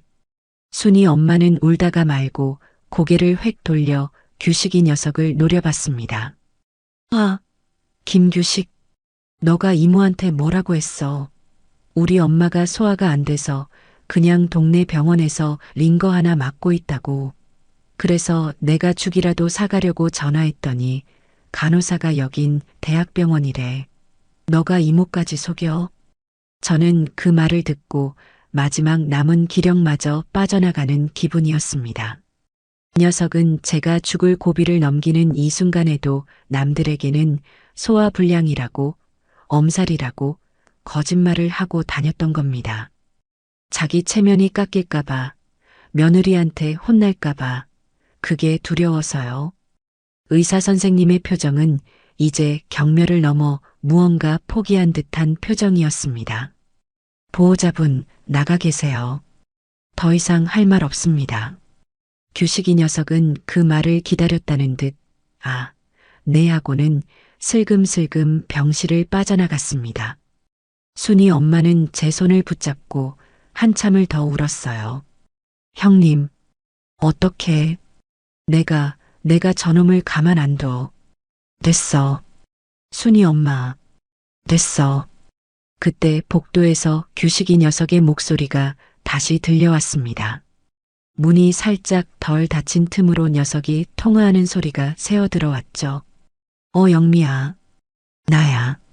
아니, 그냥 의사가 뭐라 하긴 했는데 괜찮은 것 같아. 그냥 좀 쉬면 된대. 근데 병원비가 좀 나올 것 같은데. 엄마 실비 보험 내가 청구하면 되나? 서류가 뭐가 필요하지? 저는 그 말을 듣고 저도 모르게 실소를 터뜨렸습니다. 병원비, 보험금. 녀석은 녀석의 머릿속에는 오직 그것뿐이었습니다. 엄마의 목숨이 아니라 그 목숨값으로 나갈 돈과 그 돈을 메꿀 보험금. 순이 엄마도 그 소리를 들었는지 제 손을 잡은 손에 힘을 꽉 주더군요. 저는 흐르던 눈물을 손등으로 닦았습니다. 그리고 순이 엄마를 바라봤죠. 순이 엄마. 네, 형님. 나 이제 아들 없어. 제 목소리는 놀랍도록 차갑고 단단했습니다. 나 오늘 내 아들 장례 치렀어. 저기 저 복도에서 병원비 찾는 저 녀석이 내 아들 마지막 모습이야. 더 이상 눈물은 나지 않았습니다. 심장을 찌르던 통증은 약 때문인지 조금 가라앉았지만 그보다 더 차가운 무언가가 제 심장을 꽁꽁 얼려버린 기분이었습니다. 그래, 살아서 다행이다. 저 녀석들한테 복수는 못해도 내 남은 인생, 저 녀석들 없는 곳에서 살다 죽어야지. 그것이 제가 지옥의 문턱에서 돌아와 처음으로 한 결심이었습니다. 병원에서의 며칠은 제 인생에서 가장 길고도 가장 짧은 시간이었습니다. 길었다는 것은 6인실 병실의 째깍거리는 시계 소리를 들으며 보낸 그 적막한 시간들 때문이었죠. 짧았다는 것은 제 마음속에서 김규식이라는 아들을 완전히 도려내는데 걸린 시간이 그리 오래 걸리지 않았기 때문입니다. 저는 창가 쪽 침대였어요. 아마도 제 사정을 딱하게 여긴 그 젊은 의사 선생님의 배려였을 겁니다. 창밖으로 보이는 하늘은 높고 푸르렀지만 제 마음은 시베리아 벌판보다 더 차갑게 얼어붙어 있었죠. 다른 침대들은 분주했습니다. 제 오른쪽 침대의 할머니는 며느리가 싹싹하게 죽을 쑤어와서 어머님, 이거 드시고 얼른 기운 차리세요 하며 재롱을 떨더군요. 맞은편 아저씨는 아들딸이 교대로 와서 팔다리를 주물러주며 아버지, 저희가 있는데 무슨 걱정이세요 하고 든든하게 버티고 있었습니다. 그 시끌벅적하고 따뜻한 풍경 속에서 저 김태순만은 완벽하게 혼자였습니다. 마치 투명한 유리벽이 저를 둘러싸고 있는 것 같았죠. 간호사가 혈압을 재러 올 때, 그리고 밥때가 되어 식은 밥이 담긴 식판이 배달될 때를 제외하면 제게 말을 거는 사람은 아무도 없었죠. 순이 엄마가 아니었다면 저는 아마 그 고독 속에서 말라 죽었을지도 모릅니다. 그 마음씨 착한 이웃은 다음 날에도 어김없이 커다란 보온병을 들고 병실 문을 열고 들어왔어요. 형님, 나왔소. 아이고, 얼굴이 어제보다 더 반쪽이 됐네. 밥은 먹었어? 순이 엄마는 제 침대 옆 간이 의자에 털썩 주저앉으며 보온병 뚜껑을 열기 시작했습니다. 고소한 잣죽 냄새가 병실 안에 퍼져나갔죠. 고마워 순이 엄마. 나 때문에 괜히 고생만 하네. 어제도 하루 종일. 고생은 무슨. 내가 어제 집에 가서 속이 시원해서 잠도 잘 잤어. 내가 그놈의 아파트 경비실에 쫓아가서 1층 인터폰에 대고 소리를 빽 질렀잖아요. 1502호 사는 김규식. 네 엄마가 쓰러져서 119에 실려갔는데 문 잠그고 게임하던 놈이다. 하고요. 경비가 나를 미친년 보듯 쳐다보는데 어찌나 속이 시원하던지. 저는 그 말에 정말 오랜만에 희미하게 웃었습니다. 잘했어. 아주 잘했네. 순이 엄마. 그 집 이제 시끄러워서 살기 힘들겠네. 그럼 꼴 좋지. 근데 형님, 규식이 그놈은 그 후로 전화 한 통 없었소? 없었어. 저는 창밖으로 시선을 돌리며 대답했습니다. 아마 무섭겠지. 내가 깨어나서 무슨 말을 할지. 아니, 어쩌면 병원비 걱정에 잠도 못 자고 있을지도 모르지. 내가 119를 불렀으니 그놈이 쇼라고 우기지도 못할 테고, 자기가 낸 병원비를 나한테 어떻게 뜯어낼까 그 궁리만 하고 있을 거야. 순이 엄마는 아이고 천하에하며 말을 잇지 못하고 제 손등만 세게 쥐었습니다. 됐어. 이제 내 아들 아니야. 순이 엄마, 나 저기 내 가방 좀. 거기 전화기 좀 꺼내줘. 순이 엄마가 가방에서 낡은 제 핸드폰을 꺼내주었습니다. 그날 응급실에서 어떻게 됐는지 배터리가 다 나가서 까맣게 죽어 있더군요. 이거 충전 좀 해야겠네. 순이 엄마가 얼른 간호사실에서 충전기를 빌려와 꽂아주었습니다. 그렇게 이틀이 더 지났어요. 저는 순이 엄마가 가져다 준 죽을 꾸역꾸역 넘기며 기력을 차리려고 애썼습니다. 제 돈으로 간병인을 부를까도 생각했지만 순이 엄마가 쓸데없는 돈 쓰지 마. 라며 극구 말렸죠. 형님, 그 돈 아껴서 형님 좋은 데 써야 해. 그 말이 제 가슴에 콕 박혔습니다. 그래요. 내 돈, 내 생명감. 이제 한 푼이라도 저 녀석들을 위해 쓸 수는 없었죠. 링거대를 끌고 복도를 걷는 연습도 했습니다. 의사 선생님은 제가 회복하는 속도가 기적 같다며 혀를 내둘렀죠. 어르신, 살아야겠다는 의지가 강하신가 봐요. 저는 그 말에 속으로 대답했습니다. 살아야죠. 살아서 저놈들 낯짜게 되고 내 결심을 말해줘야죠. 그리고 사흘째 되던 날 오후였습니다. 제가 순이 엄마가 깎아준 사과를 한쪽 먹고 있는데 병실 문이 똑똑하고 조심스럽게 열렸습니다. 규식이 녀석이었습니다.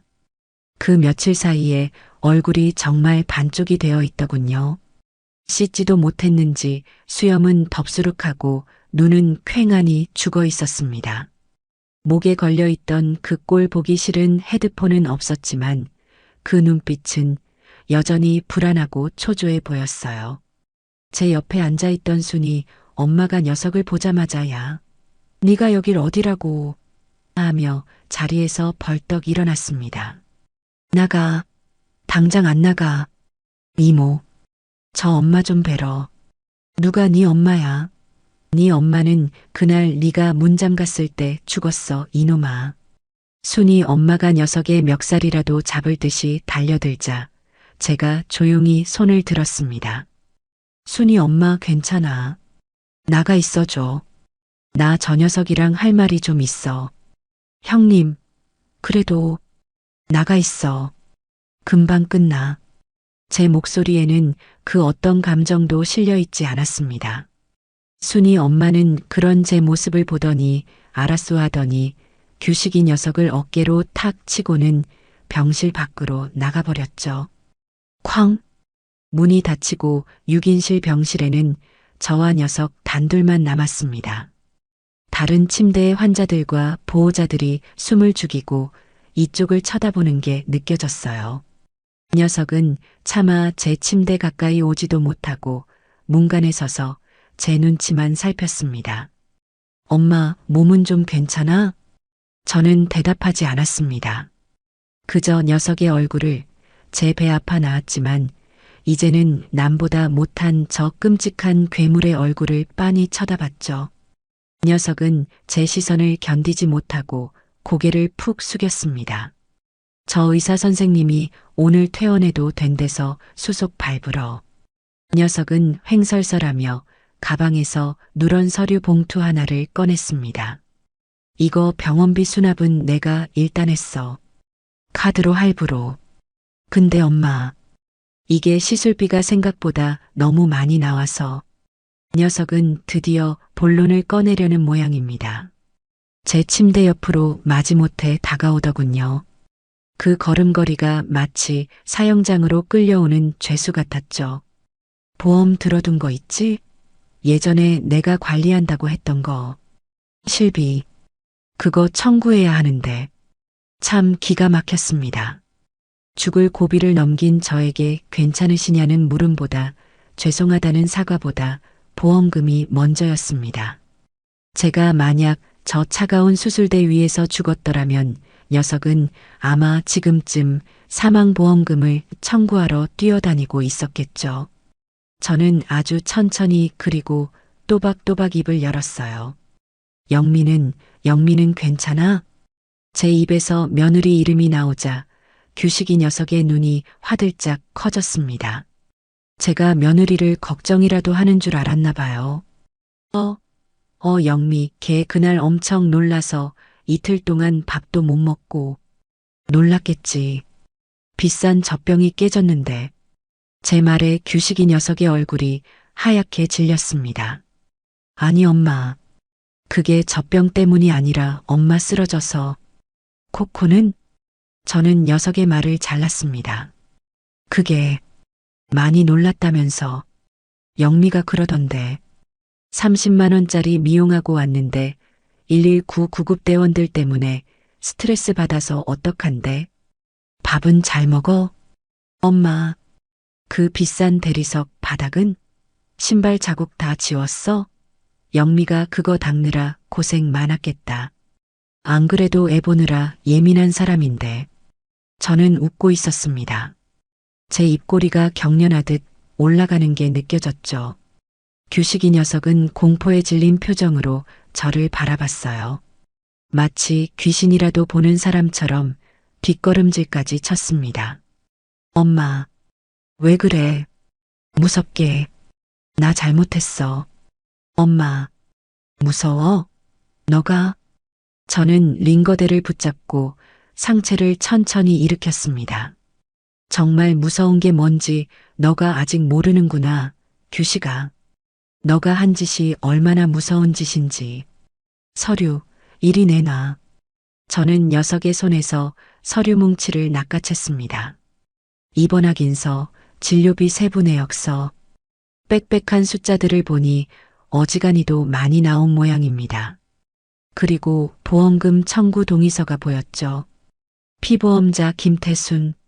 제 서명과 도장이 필요한 곳이었습니다. 도장은 어딨어? 내 가방에 있니? 아니, 내가 집에서 가져왔어. 녀석은 주머니에서 제 인감 도장이 담긴 작은 도장집을 꺼냈습니다. 맙소사. 제 집에 들러 저를 살릴 약은 챙겨오지 않았던 녀석이 돈이 되는 인감 도장은 야무지게 챙겨온 겁니다. 인주도 여기 가방에 가져왔고, 녀석은 가방에서 작은 인주까지 꺼냈습니다. 참 준비성도 철저하죠. 며느리 영미가 시킨 것이 틀림없었습니다. 어머니 정신 더 흐려지시기 전에 도장부터 받아내 하고 닥달했겠죠. 저는 서류를 받아들고 도장을 찍어야 할 곳을 바라봤습니다. 김태순. 제 이름 석자 옆에 이 붉은 도장을 찍으면 녀석의 손에 돈이 들어가겠죠. 제가 죽을 뻔한 대가로 나온 돈이 저 녀석과 저 녀석의 며느리와 저 녀석의 개를 위해 쓰일 겁니다. 그래. 지금은 때가 아니야. 저는 순순히 도장을 받아들었습니다. 그리고 인주를 꾹 눌러 동의서에 쾅 하고 찍어주었죠. 자, 규식이 녀석은 제 행동에 안도하는 표정이 역력했습니다. 고마워, 엄마. 그럼 이거 내가 빨리 처리하고. 규식아. 저는 서류를 챙겨 도망치듯 돌아서는 녀석을 불렀습니다. 왜 엄마? 너가 낸 병원비. 그거 얼마야? 꽤 나왔어. 시술비랑 입원비랑 해서 한 500 정도. 알았다. 그 돈 내가 네 통장으로 보내줄게. 계좌번호 문자로 찍어. 제 말에 녀석은 마치 벼락이라도 맞은 사람처럼 저를 쳐다봤습니다. 아니야. 엄마, 무슨 아들인데. 내가 내야지. 아들. 저는 녀석을 보며 다시 한번 웃었습니다. 그 웃음이 지옥에서 올라온 비웃음 같다는 것을 저도 알았어요. 내 아들은 그날 그 방문을 잠갔을 때 죽었어. 엄마, 너는 내 아들이 아니야. 그냥 나한테 빚진 놈이지. 내가 네 집에 가서 쓰러지는 바람에 너가 쓸데없는 돈을 썼잖아. 그러니 갚아야지. 깨끗하게. 엄마 제발. 왜 그래? 내가 정말 잘못했어. 응? 다시는 안 그럴게. 녀석이 제 침대 맡으로 다가와 무릎이라도 꿇을 기세였습니다. 나가. 엄마. 나가. 그리고 다시는 내 앞에 나타나지 마. 저는 녀석에게 서류 뭉치를 집어 던졌습니다.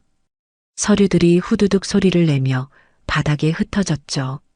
녀석은 당황해서 어쩔 줄 몰라 하며 바닥에 엎드려 그것들을 주워 담았습니다. 그 모습이 꼭 개밥그릇에 버려진 문어를 하자먹던 코코 같다는 생각이 들었죠. 그리고 영미한테 전해. 녀석은 서류를 줍는 손을 멈추고 저를 올려다봤습니다. 젖병가, 그것도 청구하라고. 그 비싼 독일제 젖병값 얼마인지 알아봐서 내 병원비랑 같이 한꺼번에 입금해 줄 테니까. 10원 한 장 빠뜨리지 말고 꼭 청구하라고 해. 녀석은 아무 대답도 하지 못했습니다. 그저 사시나무 떨듯 떨며 서류를 챙겨들고 병실을 도망치듯 빠져나갔습니다. 쾅! 문이 닫히고 병실에는 다시 정적이 찾아왔어요. 다른 환자들이 저를 힐끔거리는 것이 느껴졌지만 저는 아무렇지도 않았습니다. 저는 제 낡은 핸드폰을 들었습니다. 충전이 다 되었는지 화면이 환하게 켜졌죠. 저는 전화번호부에서 제 집 근처 부동산 사장님 번호를 눌렀습니다. 사장님, 저예요. 아이고, 사모님, 웬일이세요? 그동안 연락도 없으시고 몸은 좀 괜찮으신 거예요? 순이 엄마한테 대충 얘기는 들었는데 사장님, 드릴 말씀이 있어서요. 제 목소리는 한치의 떨림도 없었습니다. 제 집 팔아야겠습니다. 금매로요. 시세 필요 없어요. 제일 빨리 팔아주세요. 순이 엄마가 병실 문을 빼꼼 열고 들어왔습니다. 저는 전화를 끊고 순이 엄마를 바라봤죠. 순이 엄마, 나 퇴원 수속 좀 밟아줘. 그리고 나 저 낡은 집으로 가기 싫어. 우리 내일 바로 은행이랑 변호사한테 가자. 형님, 정말 괜찮겠어? 이렇게 다 버리고. 이 돈. 병원 문을 나서는 순간 순이 엄마는 금방이라도 울음을 터뜨릴 것 같은 얼굴로 제 작은 짐가방을 들었습니다. 며칠 만에 나서는 병원 밖 공기는 이상하게도 아주 상쾌하고 달콤하게 느껴졌습니다. 규식이 녀석은 코빼기도 비치지 않았어요. 병원비를 제 통장으로 꼬박꼬박 이체받은 뒤로는 녀석은 제게 전화 한 통, 문자 한 줄 없었죠. 아마 젖병값을 정말 청구해야 하나 아니면 제정신이 아닌 노인네의 헛소리로 치부해야 하나 며느리와 머리를 맞대고 싸우고 있겠지요. 괜찮아. 버리는 게 아니라 정리하는 거야. 순이 엄마, 나 저기 은행 좀 들렀다 가야겠어. 은행은 왜? 집한 돈 통장으로 다 들어왔다며. 찾을 돈이 좀 있어서. 그리고 할 일도 좀 있고. 저는 순이 엄마의 부축을 받으며 병원 앞에서 바로 택시를 탔습니다. 심장에 무리가 가는 시술은 아니었지만 아직은 오래 걷기가 힘들었어요. 하지만 가슴 한구석이 텅 비어버린 것 같던 허전함은 사라지고 없었습니다. 그 자리에는 차가운 강철 같은 결심만이 남아 있었죠. 은행 창구에 앉아 저는 제 모든 통장을 해지해달라고 했습니다. 어제 잔금이 들어온 집한 돈이 든 통장, 남편이 남겨준 얼마 안 되는 퇴직금이 든 통장, 제가 식당이라며 푼푼히 모아온 적금, 그리고 김희준이라는 이름이 찍힌 손주 녀석 주려고 따로 모아두었던 그 통장까지. 어르신, 이거 오늘 다 해지하시면 이자 손해가 엄청나신데요. 특히 이 적금은 괜찮으시겠어요? 젊은 은행 직원이 안타깝다는 듯이 저를 바라봤습니다. 괜찮아요. 전부 해지해 주세요. 그리고 현금으로 찾을 수 있는 만큼 다 찾아주세요. 제일 큰 단위로요. 네, 현금으로요? 어르신, 요즘은 그렇게 큰 돈을 필요한 데가 있어요. 해주세요. 제 단호한 태도에 은행 직원은 더 묻지 않고 지점장에게 결제를 받으러 가더군요. 위잉하고 돈 세는 기계 소리가 은행 안을 가득 채웠습니다. 그 소리가 제 심장이 다시 뛰는 소리처럼 아주 힘차게 들렸죠. 두둑한 현금 봉투 수십 개가 담긴 커다란 여행 가방을 받아들고 은행을 나왔습니다. 순이 엄마는 형님, 이렇게 큰 돈을 왜, 이거 위험하게 하며 제 뒤를 졸졸 따랐죠. 순이 엄마 나중에 다 말해줄게. 일단 나 좀 부축해줘. 갈 데가 한 군데 더 있어. 아주 중요한 곳이야. 제가 향한 곳은 부동산도 찜질방도 아니었습니다. 허름한 상가 건물 2층에 있는 법률사무소 간판이 붙은 곳이었죠. 순이 엄마가 며칠 전에 아들놈 고소하려면 변호사를 만나야 한다며 알아봐 둔 곳이었습니다. 어서 오십시오, 어르신. 무슨 일로? 안경을 낀 젊은 변호사 한 명이 사무실 안쪽에서 나오며 저희를 맞이했습니다. 저는 의자에 앉자마자 순이 엄마가 들고 있던 여행 가방을 쿵소리 나게 바닥에 내려놓았습니다. 그리고 제 가방에서 병원에서 떼온 진단서와 119 구급 기록 사본을 꺼냈죠. 순이 엄마가 어제 구급대에 직접 가서 그놈 고소할 거니까 다 내놓으라고 소리질러 받아온 서류였습니다. 변호사님, 네 어르신, 말씀하세요. 내 아들 호적에서 파버리고 싶어요. 제 말에 젊은 변호사의 눈이 동그래졌습니다. 네, 호적을요? 친아드님 말씀이십니까? 내가 그놈을 낳은 건 사실이지만 이제 내 자식 아니에요. 내 재산 단 10원 한 푼도 저놈한테 물려주고 싶지 않습니다. 내가 죽어도 내 장례식장에도 발 못 붙이게 하고 싶어요.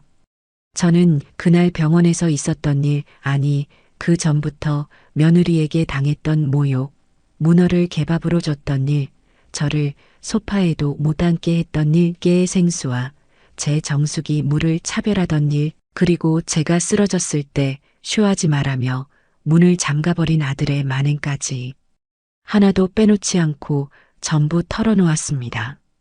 순이 엄마는 옆에서 맞아요. 내가 증인이에요. 저 형님이 어떤 분인데 그 며느리녀는 구급대원들한테 걔 놀란다고 소리를 질렀다니까요. 하며 추임새를 넣었죠. 변호사는 제 이야기를 듣는 내내 표정이 심각하게 굳어갔습니다. 안경을 벗어닫고 한숨을 내쉬기를 반복했죠. 어르신, 정말 고생 많으셨습니다. 이건 명백한. 변호사는 서류들을 꼼꼼히 검토하더군요. 법적으로 파양은 입양 관계에서 쓰는 말이라 친자 관계를 끊어낼 수는 없습니다. 어르신이 낳으신 자식이니까요. 하지만 어르신 재산을 아드님이 한 푼도 받지 못하게 할 방법은 확실하게 있습니다. 아주 완벽하게요. 그게 뭡니까? 유언장 그런 건가요? 첫째 유언장입니다. 하지만 유언장만으로는 부족할 수 있어요. 아드님이 유류분 반환 청구 소송이라는 것을 걸면 법정 상속분의 절반을, 그러니까 어르신 재산의 절반을 뜯어갈 수 있거든요. 뭐요? 그 짓을 하고도요? 네, 법이 그렇습니다. 하지만 변호사는 서류 한 장을 꺼냈어요. 둘째는 상속 결격 사유입니다. 이게 핵심이에요. 상속 결격? 네. 민법 제1004조에는 상속을 받을 자격을 박탈당하는 사유가 있습니다. 그 중 하나가 직계존속을 심각하게 부당하게 대우하거나 중대한 모욕을 가한 경우입니다. 지금 2119 기록과 어르신을 방치한 아드님의 행위는 존속 유기에 가까운 범죄 행위입니다. 이걸 근거로 아드님을 상대로 상속권 상실 소송을. 아니요. 저는 변호사의 말을 잘랐습니다. 소송? 그런 거 하고 싶지 않아요. 저놈 낯짝을 법정에서까지 보고 싶지 않습니다. 그냥 조용히 저놈이 내 돈에 손 못 대게만 그렇게만 해주세요.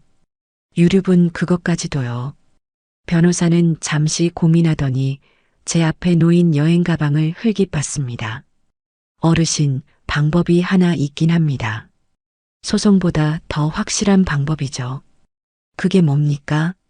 재산을 살아생전에 전부 쓰시거나 증여하시는 겁니다. 증여요? 네, 아드님이 아닌 다른 사람이나 단체에 어르신의 재산을 전부 넘겨버리시는 거죠. 유류분은 사망 시 남은 재산을 기준으로 하는 건데 돌아가셨을 때 재산이 0원이면 아드님이 가져갈 것도 0원이 되는 겁니다. 저는 그 말을 듣고 웃었습니다. 그거 아주 좋네요. 어르신, 이 가방에 든 돈이 혹시... 네, 내전 재산입니다. 이 돈 오늘 전부 쓸 겁니다. 변호사님, 나 좀 도와주셔야겠습니다.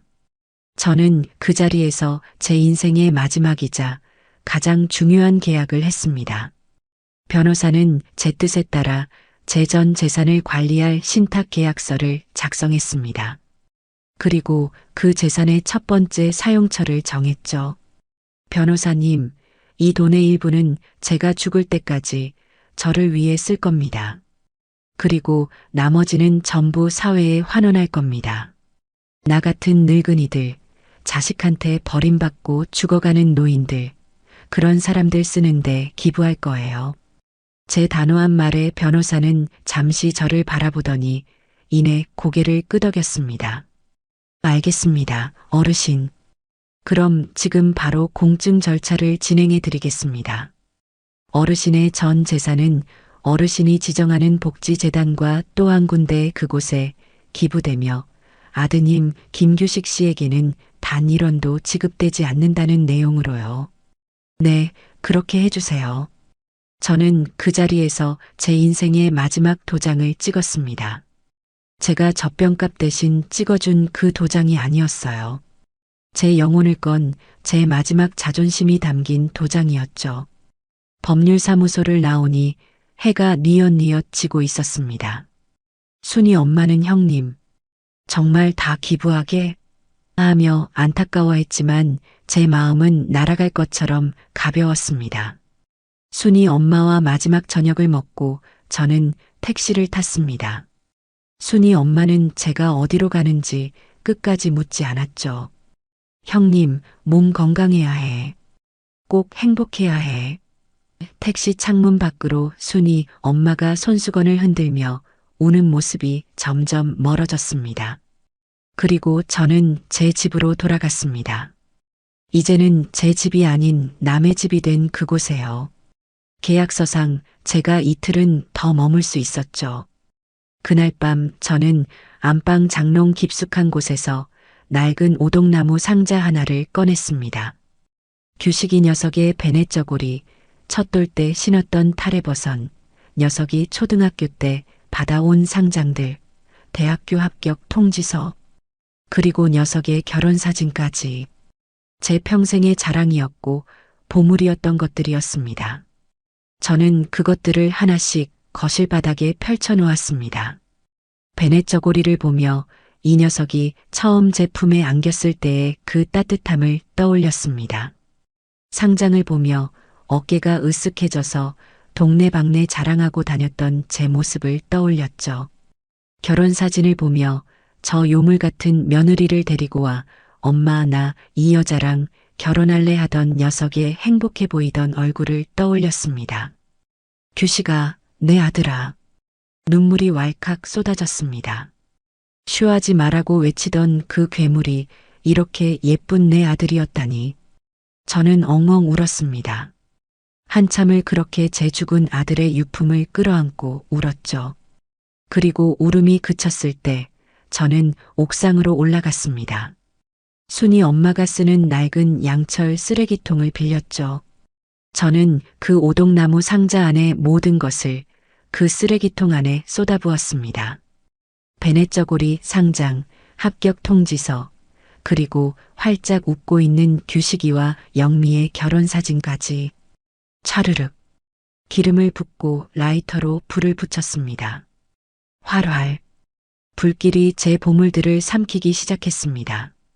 제 인생을, 제 청춘을, 제 희망을 모두 집어삼키는 것 같았죠. 저는 그 불길 앞에서 울지 않았습니다. 그저 덤덤하게 내 아들 김규식의 마지막 가는 길을 배웅해 주었습니다. 잘 가라 내 아들아. 이제 나는 너의 엄마가 아니다. 제가 하얗게 변하고 차가운 밤바람에 흩날릴 때까지 저는 그 자리를 떠나지 않았습니다. 그렇게 제 인생의 모든 흔적을 태워버리고 저는 택시를 타고 그 동네를 떠났습니다. 제 손에는 변호사와 계약하고 남은 현금 일부와 세간살이를 판 돈이 든 작은 가방 하나뿐이었죠. 제가 향한 곳은 서울 근교에 있는 아주 크고 좋은 실버타운이었습니다. 남편과 사별하고 언젠가 늙고 병들면 규식이 녀석 신세지지 않고 이런 데 와서 살아야겠다 막연하게 생각만 했던 곳이었죠. 텔레비전 광고에서나 보던 그런 그림 같은 곳이었습니다. 제 전 재산을 신탁한 변호사가 제 생명값의 일부로 제 남은 평생을 보낼 이곳의 입주금과 월세를 완납해 둔 상태였죠. 김태순 어르신, 입주를 환영합니다. 말끔하게 차려입은 원장과 직원들이 제 작은 짐을 받아주며 깍듯하게 인사를 하더군요.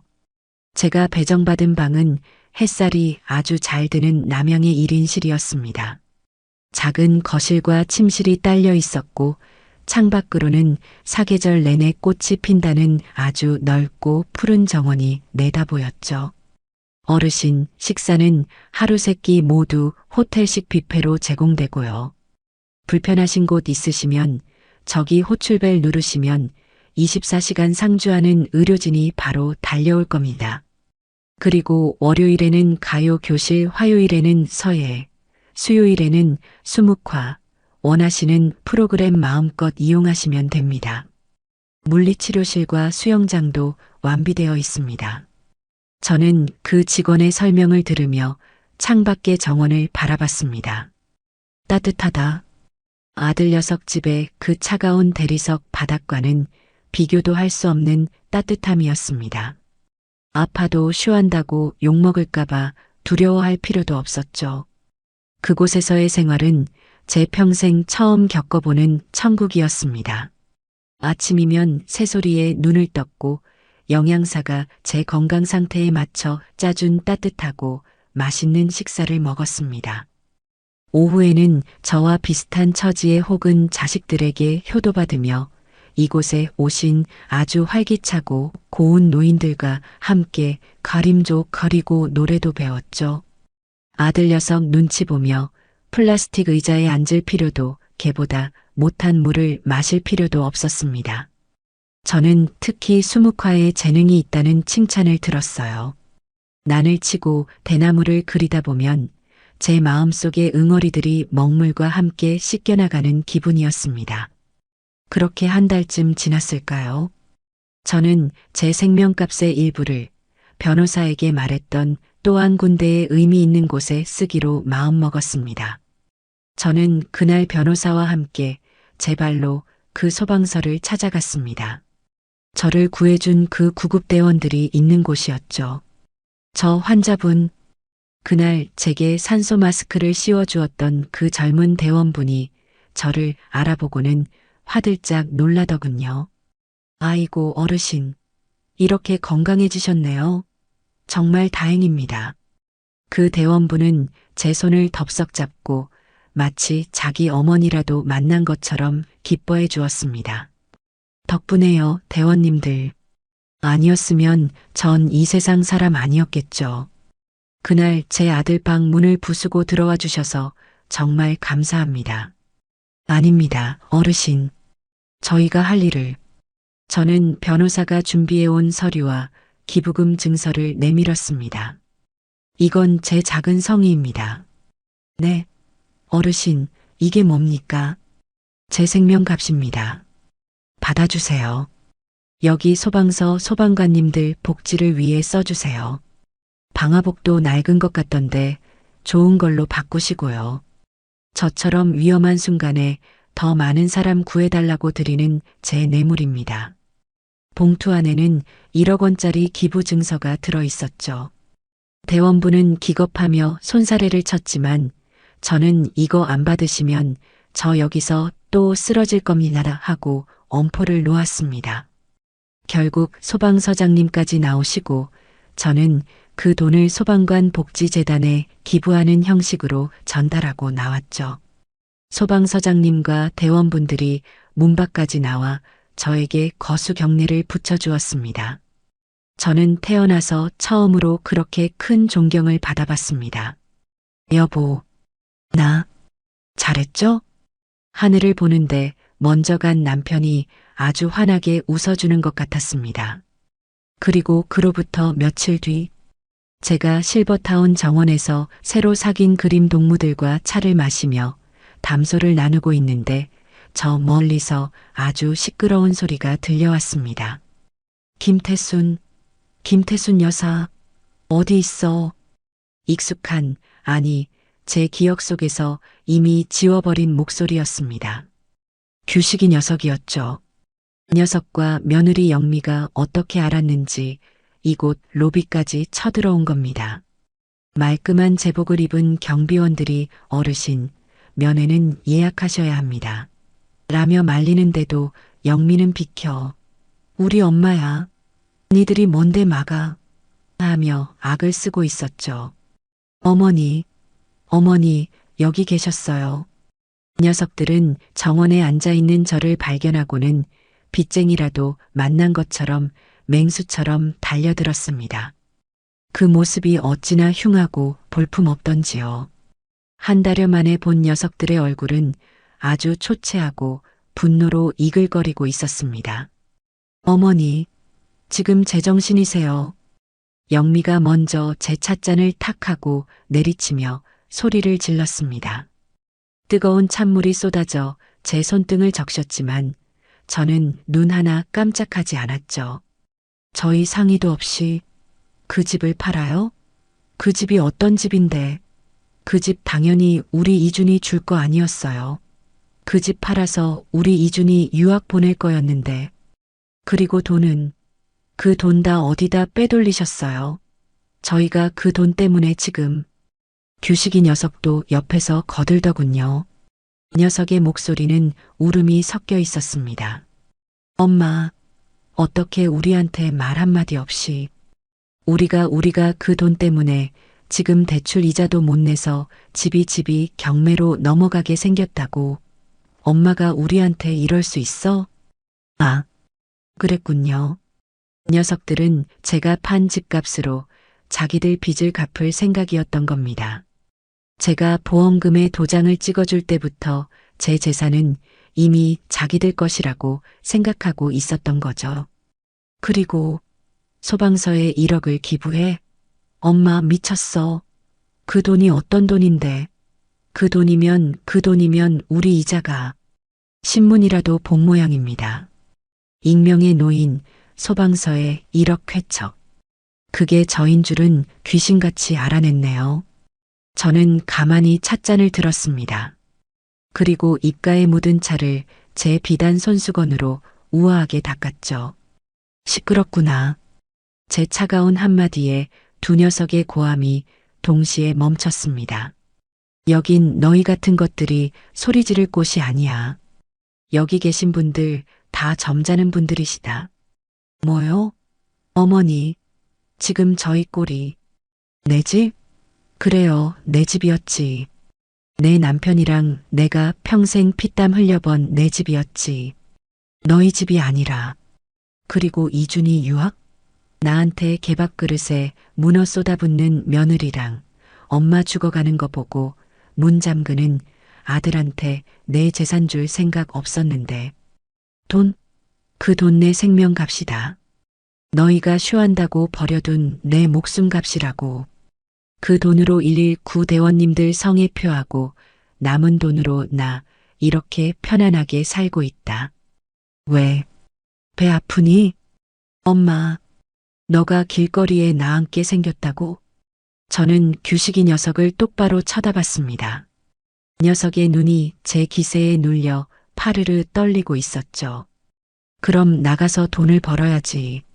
방문 잠그고 밤새도록 게임할 시간이 어디 있어? 그 손가락으로 돈을 벌어야지. 안 그래? 엄마. 그리고 너. 저는 영미를 쳐다봤습니다. 젖병가 청구 안 하더구나. 내가 병원비랑 같이 보내주려고 했는데 그 비싼 독일제 젖병 내가 물어줘야지. 그치? 어머니.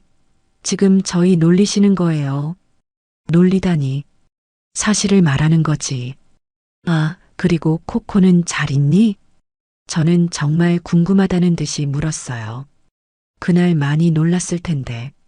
30만 원짜리 미용 스트레스 받아서 털이라도 빠진 건 아니고 프랑스산 생수는 아직도 잘 마시고 영미는 대답을 못 하더군요. 분노로 입술만 파르르 떨고 있었습니다. 너희 나한테 바라는 게 그 돈이었구나. 내가 평생 모은 그 돈. 저는 자리에서 일어났습니다. 경비원들이 녀석들의 팔을 붙잡고 있었죠. 어머니, 저희 정말 힘들어요. 돈 좀 제발. 1억 아니 5천만 원이라도. 규식이 녀석이 제 바짓가랑이라도 붙잡을 듯이 애원했습니다. 저는 그런 녀석을 아주 차갑게 내려다봤습니다. 규식아. 네, 엄마. 내가 변호사한테 유언장 아니 신탁계약 다 써놓고 왔다. 유언장이요? 신탁? 그래요. 내가 죽거든 내 남은 재산 전부 나 같은 불쌍한 노인들한테 갈 거야. 너희한테는 10원 한 푼 안 가. 아니, 살아생전에 이미 다 넘어갔으니 가져갈 것도 없겠구나. 어머니, 그게 무슨 말이에요? 그건 무효야. 우리가 소송할 거야. 유류분. 영미가 악을 쓰더군요. 하라고 해. 그 잘난 변호사님이 유류분 한 푼 못 받게 완벽하게 처리해놨으니까. 저는 녀석들에게 등을 돌렸습니다. 그리고 제 평생의 마지막 가장 통쾌한 한마디를 녀석들의 등 뒤에 내리꽂았죠. 아, 맞다. 내 장례식장 찾아올 생각도 마라. 너희는 올 자격 없어. 어머니, 제발. 김태순, 내 상주 노릇은 너희 집 코코더러 하라고 해라. 나한테 가족은 그게만도 못했으니까. 저는 뒤도 돌아보지 않고 제 방으로 향했습니다. 등 뒤에서 녀석들의 절규와 고함 소리가 들려왔지만 제 귀에는 그저 시원한 바람 소리처럼 들릴 뿐이었습니다. 제 방 창가에는 따뜻한 가을 햇살이 가득 들어오고 있었습니다. 저는 그 햇살 아래 앉아 못다 그린 수묵화를 다시 그리기 시작했습니다. 정말 오랜만에 행복했습니다.